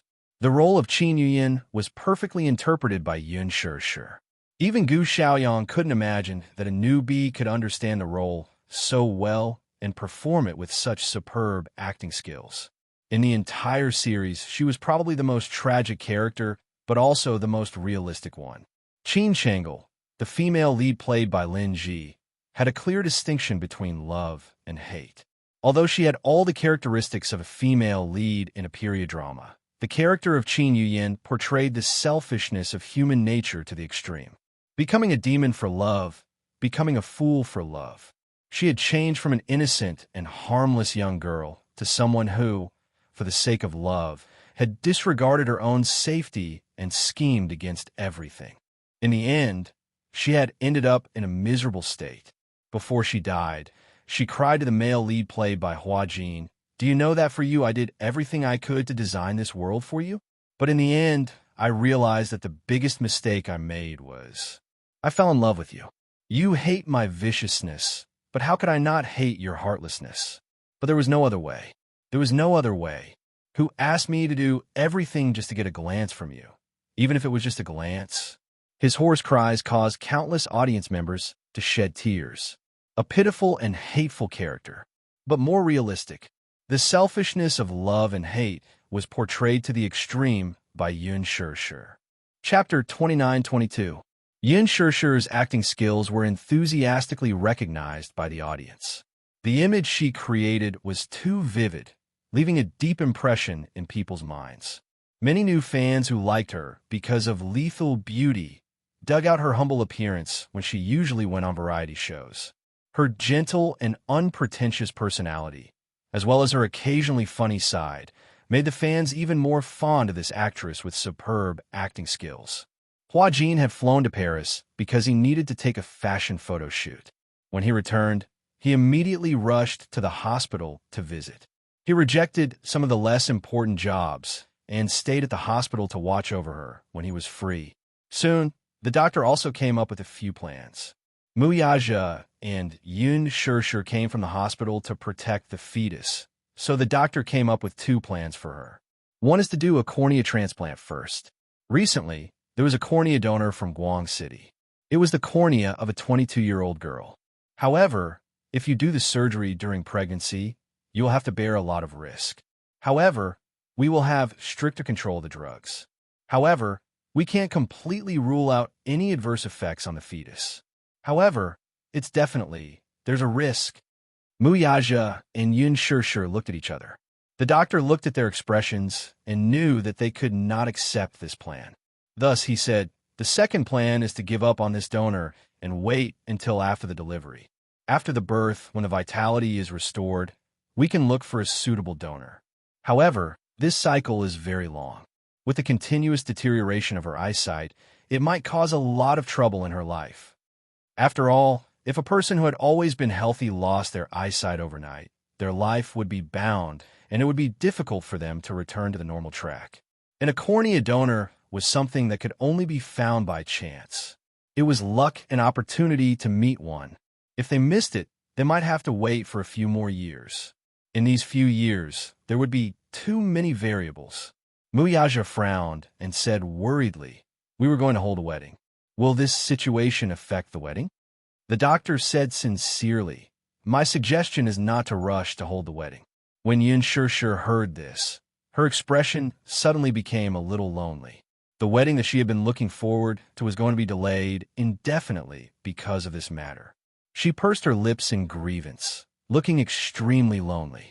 After returning from the doctor's office, she had been leaning against the bed with a gloomy expression. Their expectations for the wedding were suddenly crushed by the cruel reality, and nothing was left.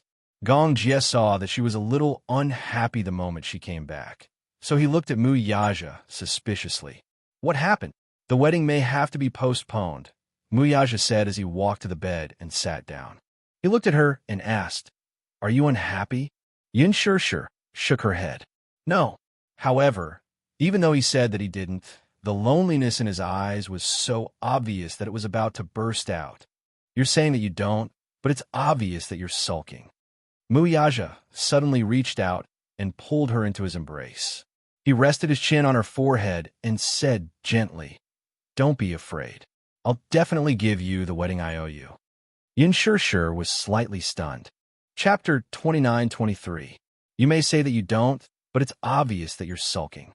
Muyaja suddenly reached out and pulled her into his embrace. He gently rested his chin on her forehead and said gently, "Don't be afraid. I'll definitely give you the wedding I owe you." Yun Shirshir was slightly stunned. Ever since she got pregnant and stayed in the hospital, her pregnancy symptoms slowly followed. Even the anxiety and emotional changes that were unique to pregnant women were reflected in her body. How terrifying was it for a normal person to be blind? In the past, she felt that things that could be done naturally had become extremely difficult. Usually, when she drank water, she could pick up the teacup. But now, even lying in bed and watching TV for a while had become an extravagant hope. It was common for her to knock things over. Once, she accidentally broke a vase that Yu had given her. She once complained that the smell of disinfectant was the most common in the ward, and it gave her a headache. Hence, Yu specially ran to the florist, chose a vase, put a few fresh flowers in it, and placed it on the windowsill. Realizing that the vase had been knocked over, Yun Shirshir hurriedly reached for the corner, and her hand was covered in blood. She had knocked over the vase that Yu had given her. She was afraid that Yu would feel sorry for her. When Gong Jie walked in, he saw Yun Shirshir sitting by the bed. Her hospital gown was stained with blood, and she looked a little disheveled. He rushed over and grabbed her hand. "Why is there so much blood?" "Xiao Jia, I just wanted to go to the washroom," she said in frustration. "I was groping along the wall and accidentally broke the vase. What should I do? I don't even seem to be able to do the most basic things." Gong Jie laughed and said, "Didn't I send a nurse for you? She went to eat. Didn't you ring the bell? I wanted to try and see if I could do it myself. After all, I'm not used to having someone accompany me to the washroom. She cannot even take care of herself. Lying in bed every day, she had no choice but to ask for help even if she needed to solve her physiological needs." He couldn't see. His vision was close to blindness. Everything in front of him was foggy. She was uneasy about the future. When she thought about how she wouldn't even be able to see her own flesh and blood on the day she gave birth, she felt regret and heartache. As a result, he became extremely anxious and even lost his temper for no reason. Fortunately, Mu Yaja and Gong Jia were unconditionally tolerant of her anxious temper. Even if she was angry, anxious, or even crying because of a trivial matter, Mu Yaja could still patiently comfort her until she calmed down. Gong Jia replied, "It's only temporary that you can't see. Right now, it's mainly for the little guy in your belly. The doctor said that it's too risky to perform the surgery now. We're not willing to take the risk. Understand, there will be more opportunities in the future. What if there's no such opportunity?" Gong Jia replied immediately, "That's impossible. There's no such assumption. Sister, don't let your imagination run wild. You're just too idle every day. With nothing to do, it's easy for your imagination to run wild. Actually, it's not as bad as you think." "I understand," Yin Shur immediately said. "Don't worry, I won't let my imagination run wild and make you guys worry." Chapter 29-24. There were many people in the hospital, and the ward was always dark, so it was difficult to get real peace and quiet. Hence, he discussed with the doctor and brought her back to Yinshan Shi to recuperate. Yinshan Shi, it was an excellent place with good feng shui and was very conducive to recuperation. It was originally built as a resort. After Yinshan Shi was brought back to Yinshan Shi, Gong Jia was finally relieved and decided to return to Hurricane. He had a lot of work on hand that was waiting for him to rush back to deal with. He was worried that his father would become suspicious if he stayed any longer. Gong Jia did not say much goodbye and took a private jet back to Hurricane's headquarters. Yin Shi began to recuperate. Of course, although she had more free time, she still found some things to do. For example, what should I name the little guy? At night, Yu and Xiaoi Chen were already asleep. Mu Yaja was reading his email when Yin Shi lay on the sofa and muttered to herself, "I have a headache coming up with a name." She was a little troubled. She had been thinking for a long time about the child's name, but she still could not think of a satisfactory one. Mu Yaja put down his laptop and walked to her side. He pulled her into his arms and kissed her forehead lovingly. "You haven't even confirmed whether it's a boy or a girl, yet you're already in a hurry to think of a name. Aren't you a little too anxious?" "Because it's too boring," she muttered.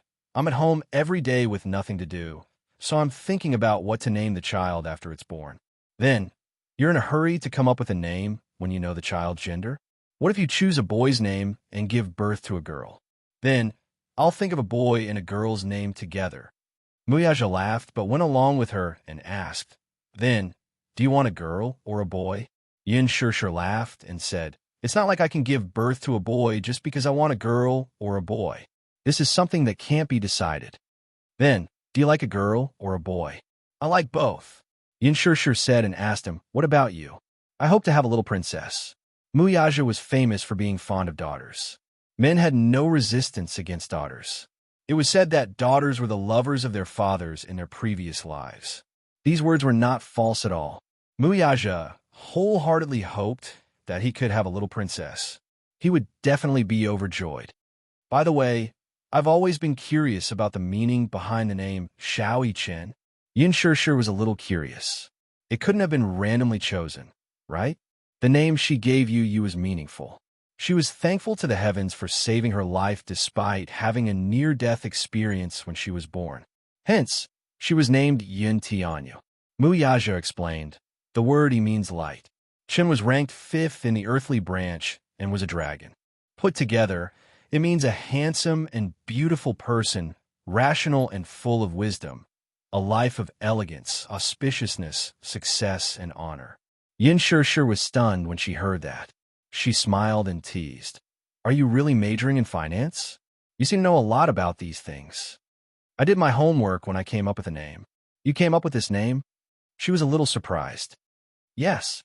Grandpa wanted to come up with it himself, but I wasn't satisfied. Then what should I name the little guy in my stomach?" Chapter 29-25. I've thought of many names, but I don't know what to choose. The art of naming a person was very profound. In this aspect, Yin Shishir was very picky. A name was not just a simple symbol. She believed in this art. First of all, the name had to be pleasing to the ear and pleasant to the ear. A name that was unpleasant to the ear, no matter how meaningful it was, would not be liked. She also had to pay attention to the homophony. For example, Du Zeding and Yuling had good meanings, but the homophony made people not know whether to laugh or cry. There couldn't be too many strokes, or it would be troublesome to write. She also had to refer to the zodiac and the 8 characters. The older generation also had to pay attention to the 5 elements of yin and yang. Which ones did you think of? He couldn't help but be curious and wanted to hear her results. If it's a boy, I thought of a few names. Yin Shishir paused and said, Mu Qianni, with the meaning of soaring in the sky and achieving great things. Mu Jianhao, with the meaning of a gentleman's heroic spirit. It doesn't sound good. He expressed his opinion. There's more. Yin Shishir listed many more names. In fact, the names she came up with were not only meaningful, but also pleasant to the ear. However, Muyaja didn't like it. Have you thought a girl's name? Yin Shishir said matter-of-factly, of course. Such as? Mu Jinghan, Mu Yi, Mu Weiyao. Muyaja suddenly interrupted her. Yin Shishir raised her eyebrows in surprise and pouted. What's wrong with this name? He smiled. It's very pleasant to the ear. Hey, aren't you a little too biased? Yin Shishir said with some disdain. You obviously like girls more, so why do girls' names sound pleasant to the ear? Such an evaluation is not fair at all. Who said so?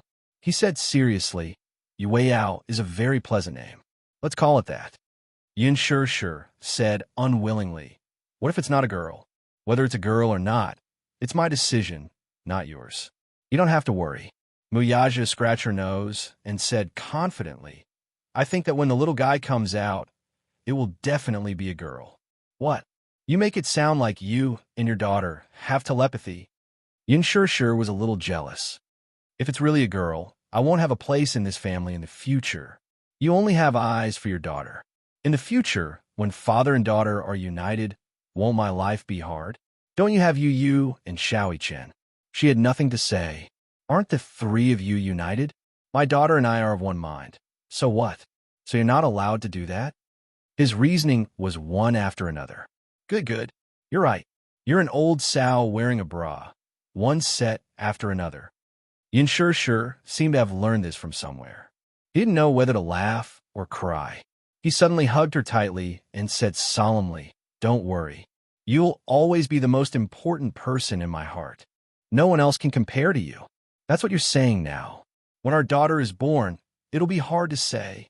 She felt sweet inside, but her words were unforgiving. In the future, when we have a daughter, who knows where my status will be? Muyaja said, Really?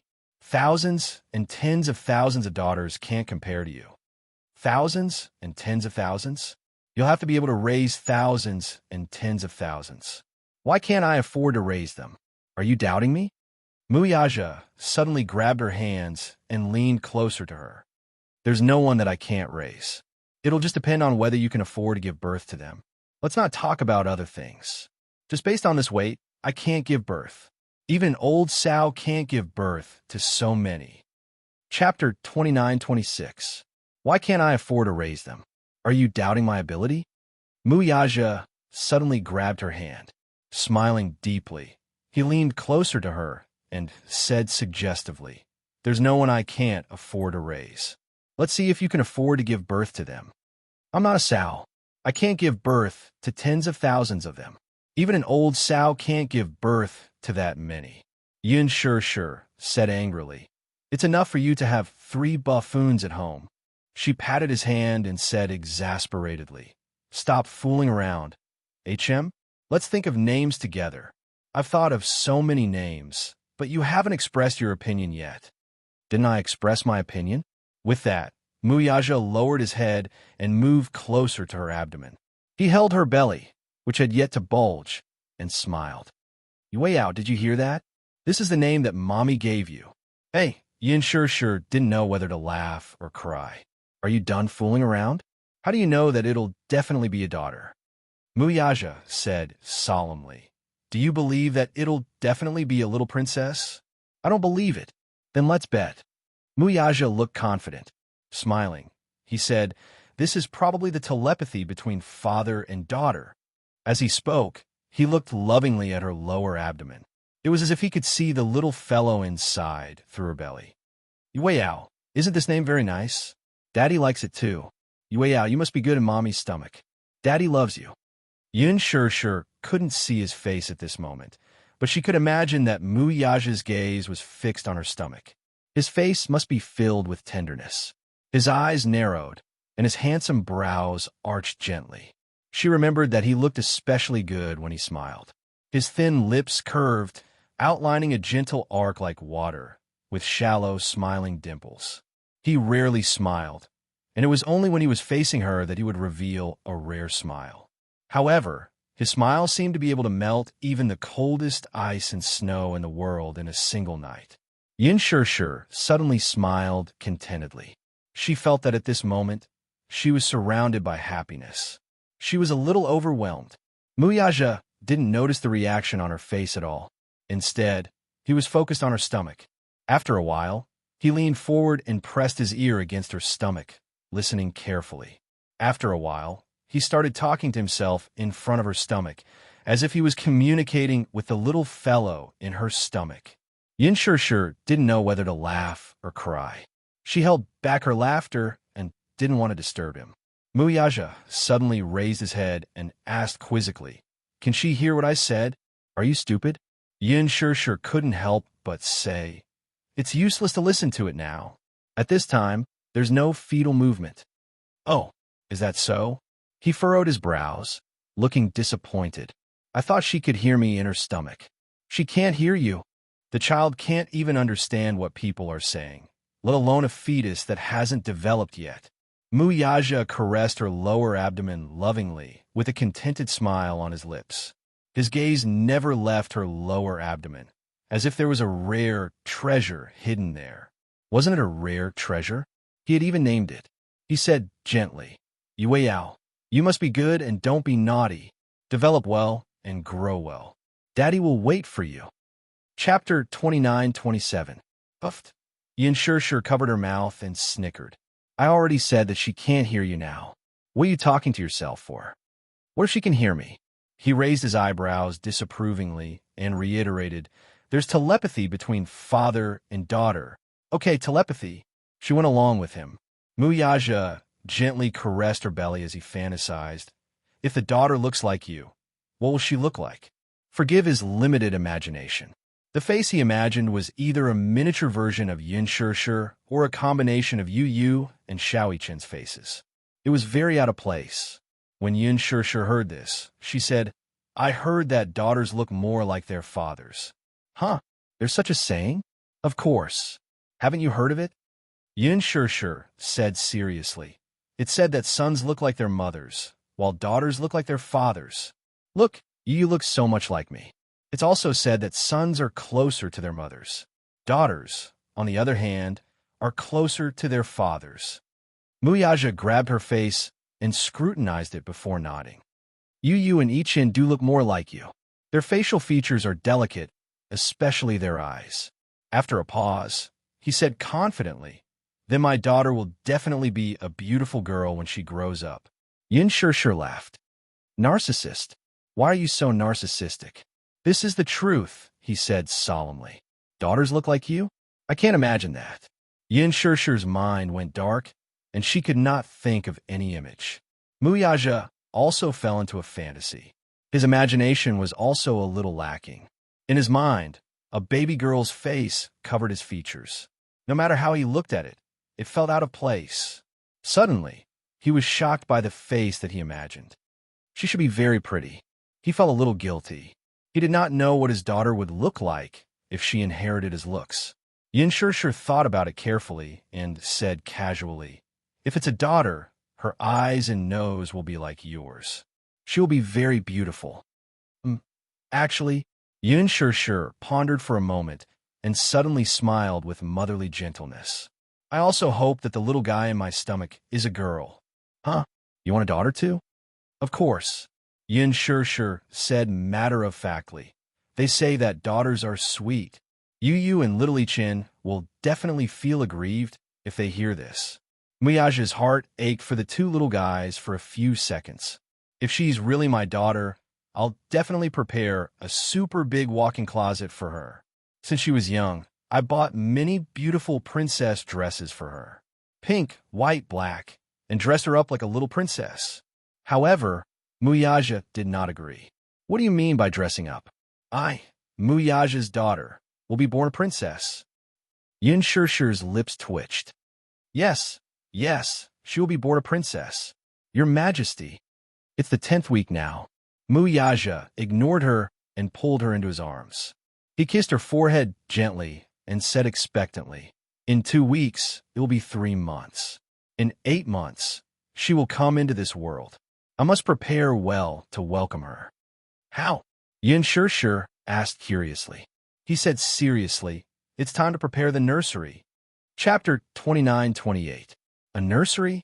Yin Shir slapped her forehead hard. Oh no, I forgot. I haven't had time to prepare a nursery. This little guy came too suddenly, so I wasn't mentally prepared at all. She felt a little regretful. She couldn't see anything clearly now, so it was hard for her to give any suggestions. She also couldn't personally design a princess room.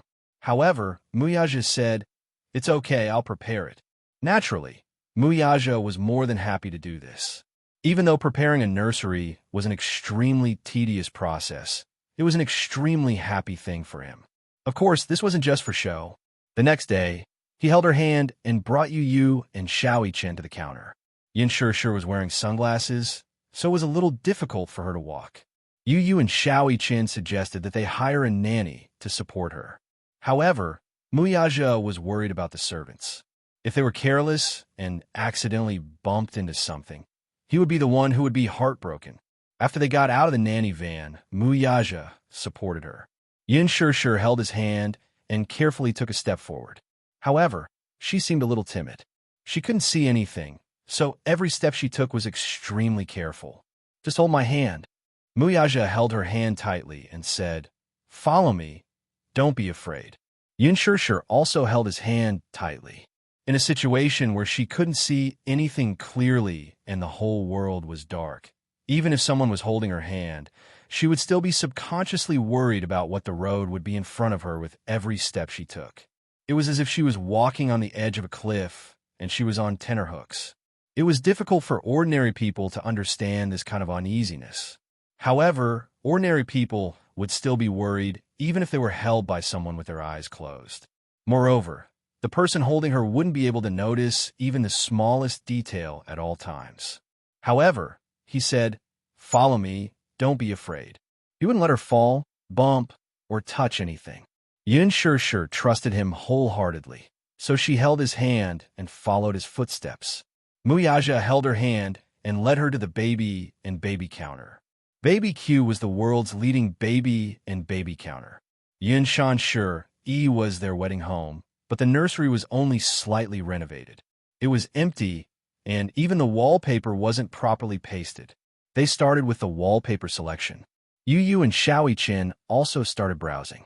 The shop assistant brought over a thick stack of books. Muyaja flipped them page by page.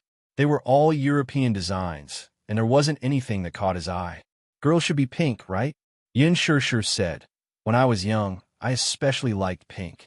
If she's a daughter, she should take after me in this aspect. In every girl's heart, there was a princess dream. She imagined herself to be a princess in a fairy tale, waking up in a fairy tale-style room every day. Opening her eyes, she would see a pink world and a big bed covered with pink bed curtains. She would enjoy the dreamlike world to her heart's content. Muyaja snapped his fingers and said, yes, pink. Girls all like pink. He didn't realize it at first. The shop assistant understood what he was hinting at and immediately brought over a stack of books. They were all pink wallpaper designs. Muyaja started flipping through them seriously. He was picky, and just the wallpaper alone took him a lot of effort. Chapter 29-29. After choosing the wallpaper, the family started to choose the crib, toy box, wardrobe, and decorations. Can I trust your taste? Yin Shirshir was a little doubtful. She didn't know what the princess room would look like. Could it would be ugly? A man's taste was always hard to explain. She was going to cry if it turned out to be a mix-and-match trend. However, Muyaja was very confident in his taste. Yu approved of the effect of his decorations. Of course, Xiaoichen's opinion was put aside. He didn't seem to know much about aesthetics. When asked, he said innocently, "As long as little sister likes it." Yu couldn't help but complain, "Little sister isn't born yet. How do you know if she likes it or not?" When Yin Shirshir heard this, she couldn't help but complain, "We haven't even confirmed whether it's a boy or a girl. How do you know it's going to be a little sister?" "Oh, you're right." Yu suddenly clenched her fists and said, "What if she gives birth to a little brother?" When Muyaja and Xiaoichen heard this, they were stunned for a few seconds. Yu said meekly, "I hope it's a little sister too, but what if it's not? Maybe things won't go according to our wishes." Muyaja and Xiaoichen's expressions darkened. They seemed to have thought of this possibility as well, and there was a hint of melancholy in their eyes. When the time comes, and it's a boy, living in a pink crib seems a little uncomfortable. Yin Shirshir couldn't help but add, "Impossible. Your genes are so strong. If you gave birth to 2 boys in a row, the chances of the third being a boy are very high." Yin Shirshir continued. Muyaja snorted coldly and said, "Impossible. It must be a girl. Anyway, we'll just decorate it according to the princess room." Yu suddenly pulled Xiaoichen aside and whispered, "Mu-Ichen, Daddy is so biased. If Mommy really gives birth to a little princess, won't we lose our place in Daddy's heart? I don't know about you, but as for me," Xiaoichen teared up, "I don't seem to have any status." Yu pursed her lips. "Really?" Mu-Ichen felt so wrong that he was about to cry. "Daddy didn't put in so much effort to decorate my room when I was young. I've never had much of a presence in his heart. Daddy favors girls over boys." Yu came to a conclusion. "Ugh," Xiaoichen stroked his chin. "However, I still hope that Mommy will give birth to a little princess. I wanted a little sister for a long time." Yu added, "Me too. A little sister is so cute. She's so soft and adorable. I can even imagine her smiling at me. Her eyes will curve into crescents, as if there are countless little stars in them. She's so beautiful." Little Ichen's heart was bursting with anticipation. The image of a cute little girl smiling innocently at him appeared in Yu's mind, and his heart almost melted at the thought. Thus, the 2 little guys reached a consensus. That was, it didn't matter if she fell out of favor in front of her daddy. It didn't matter if she lost her status. The most important thing was that they liked a little sister. Regardless of whether they lost daddy's favor or not, having a little sister was more important. Is liking a daughter a hereditary trait? Yu thought about it seriously. If it were me, I would also like a daughter more. Chapter 29:30. Yu giggled, amused by him. Under the combined efforts of the father and son, the princess room was quickly decorated. The walnut flooring was redone, pink wall coverings, white solid wood crib, dreamy bed curtains and a beautiful crystal chandelier. Everything was as luxurious as a castle. After the princess room was decorated, Muyaja held Yin Shirshir's hand and showed her around. Even though she couldn't see anything, Muyaja was extremely excited as he explained everything to her step by step. Yin Shirshir touched the wall with her hand and felt that the wall coverings had a very good texture. She couldn't help but ask, "What color is the wall coverings?" "It's pink, but it's not just a wall coverings. There's a piece of wallpaper with a picture of a pink unicorn." The pink unicorn was Luji Group's mascot. After Yu took over, he designed a new generation of mascots. Later on, it was printed as a label and printed on every toy package. Later on, this rainbow unicorn had its own name and became the symbol of Luji Group. The children loved this unique and cute little unicorn, and later on, it gave birth to countless products. Yu saw this picture on the wallpaper by chance and felt that it was very meaningful. Hence, he discussed with Muyaja and put up this side of the wallpaper. Yin Shirshir had to use her imagination to imagine the baby room that he had decorated. It seemed to be a little difficult, but seeing how excited the father and son were, she trusted their judgment for the time being. She originally thought that after decorating the princess room, Muyaja would stop. However, little did she know that she had yet to experience the crazy side of a certain man. One night, when Muyaja came back, he walked into the room and went to her bedside. She was resting when she heard him say mysteriously, "Sure, sure. Guess what I brought back today?" "What?" She was curious. She didn't know what he had brought back with him. He smiled and said casually, "I bought many dresses for my daughter." Yin Shirshir was stunned and at a loss. "Ah, skirt," Muyaja immediately ordered. Outside the door, the servants came in with stacks of dresses and placed them in front of her. Yin Shirshir couldn't see anything. She only felt that the clothes in front of her were piled up into a mountain. Ever since the naming incident, a certain man seemed to be especially enthusiastic about the little guy in her stomach. Wasn't it a little too extravagant to buy dozens of dresses all at once? The child hasn't been born yet. Isn't it a little too early to buy clothes now? She said hesitantly. Why is it so early? Muyaja said disapprovingly. The earlier you buy it, the earlier you prepare it. But children develop very quickly. If you buy so many pieces, the child might not be able to wear them in time. No. Do you think I haven't considered that? He scratched the bridge of her nose lightly and said slowly, "The dresses I bought are all different sizes. From the clothes she wears when she's born to the clothes she wears when she's 5 or 6 years old, I picked a few styles." 5 or 6 years old. Yin Shirshir was speechless.